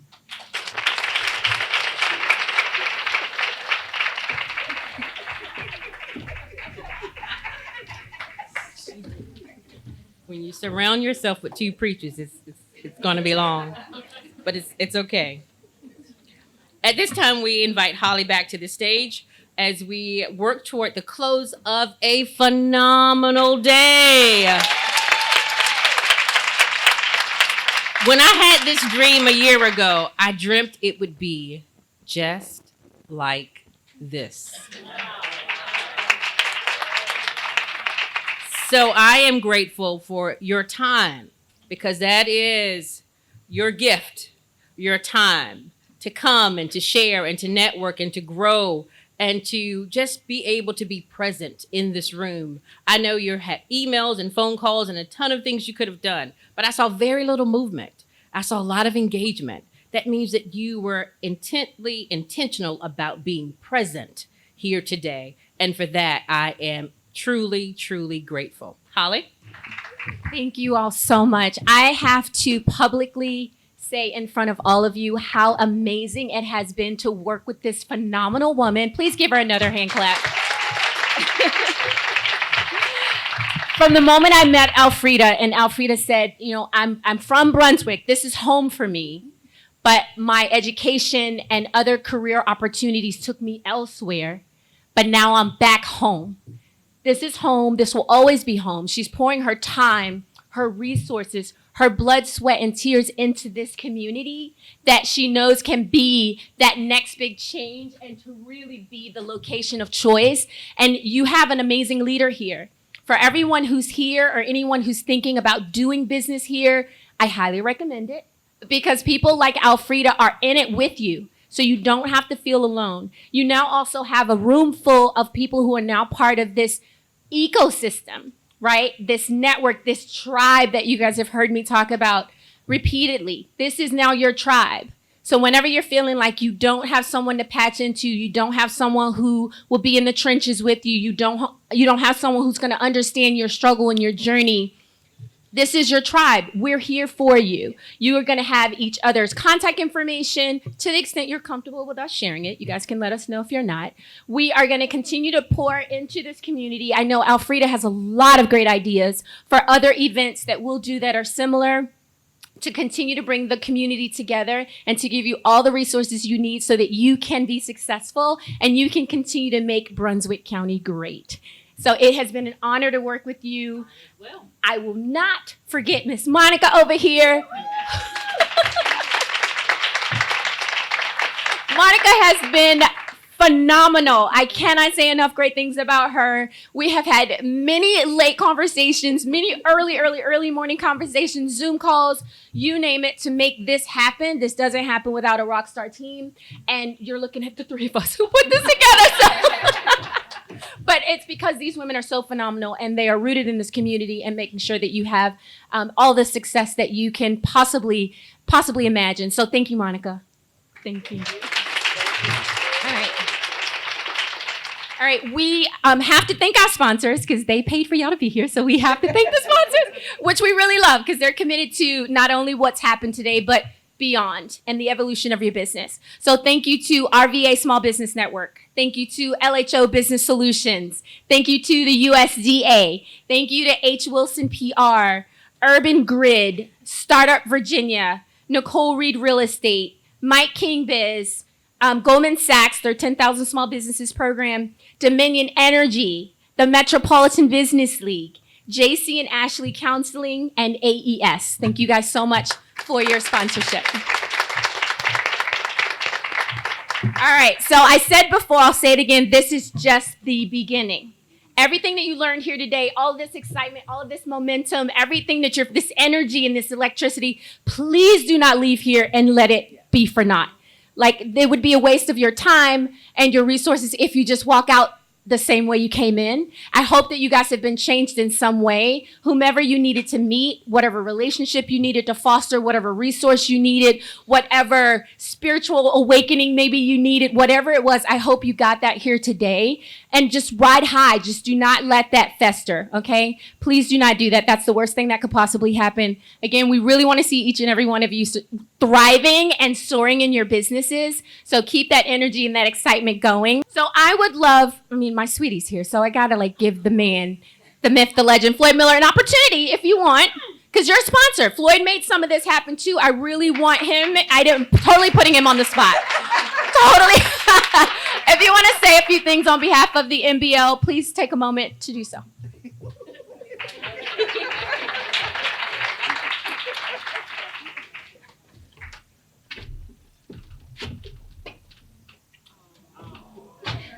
So I knew she was going to do that. But Alfreda, this has been incredible.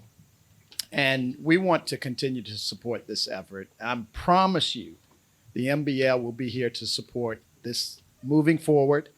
Any business owner, we have Jeanette here today. She's our small business coordinator. We are committed to physically have a presence here to support all businesses in Brunswick County. And so, again, I congratulate you all on this incredible event. And I'm promising you, next year is going to be bigger and better. So thank you. Hi, I'm Shelby Brown, and I'm the owner of the Story Cafe here in Brunswick County. I also serve as the Director of Marketing for the Metropolitan Business League. We help small, women-owned, and minority-owned businesses, and today was phenomenal. Phenomenal, amazing, heartwarming, exciting to see empowered women, empowering women. We clearly sent a message today that Brunswick is cared for. MBL wants to be a resource for this community. That's why we work so hard. That's why we have an office here in our conference center. That's why we do MBL programming here in the county. That's why in the coffee shop we share information. We call it a satellite MBL office. It is amazing what's going on here in Brunswick County, all the things that are happening behind the scenes. So I just encourage people who may feel like there's not a lot going on, or they just possibly lost hope. Alfreda Jarrett Reynolds here, the Director of Economic Development, is doing so much in the community. And being that I live in the Richmond area and I'm here, I started a business here, there's definitely an RVA connection. More and more people in Richmond are considering Brunswick as an opportunity. Alfreda says this is a location of choice. I have just felt so much love from the community that they come into the coffee shop. We do monthly workshops centered around finances, financial literacy. We work with the USDA to talk about their program on home repair grants. It is just phenomenal, the work that's going on behind the scenes here. We're just happy to be a part, and it's great to be a part of this inaugural event, and just to know that pretty soon they'll be in the planning stages again for year 2, and it'll just grow and get bigger and better every year. So if you're out there and you were not a part of this summit this year, you definitely want to put it on your list for next year. So kudos to Alfreda and Holly and all the folks that made this happen. It was just fantastic. And I just feel like people are networking, they are reaching out to each other. They're excited that this attention is being put on Brunswick County because people care. And so you were inspired today if you were here. I know you were. I was inspired. I was honored to be a part of the panel. And so I'm just looking forward to what lies ahead for Brunswick County. And if you're in Brunswick County, definitely have pride in what's going on here in your community and know that you're cared for and you're loved.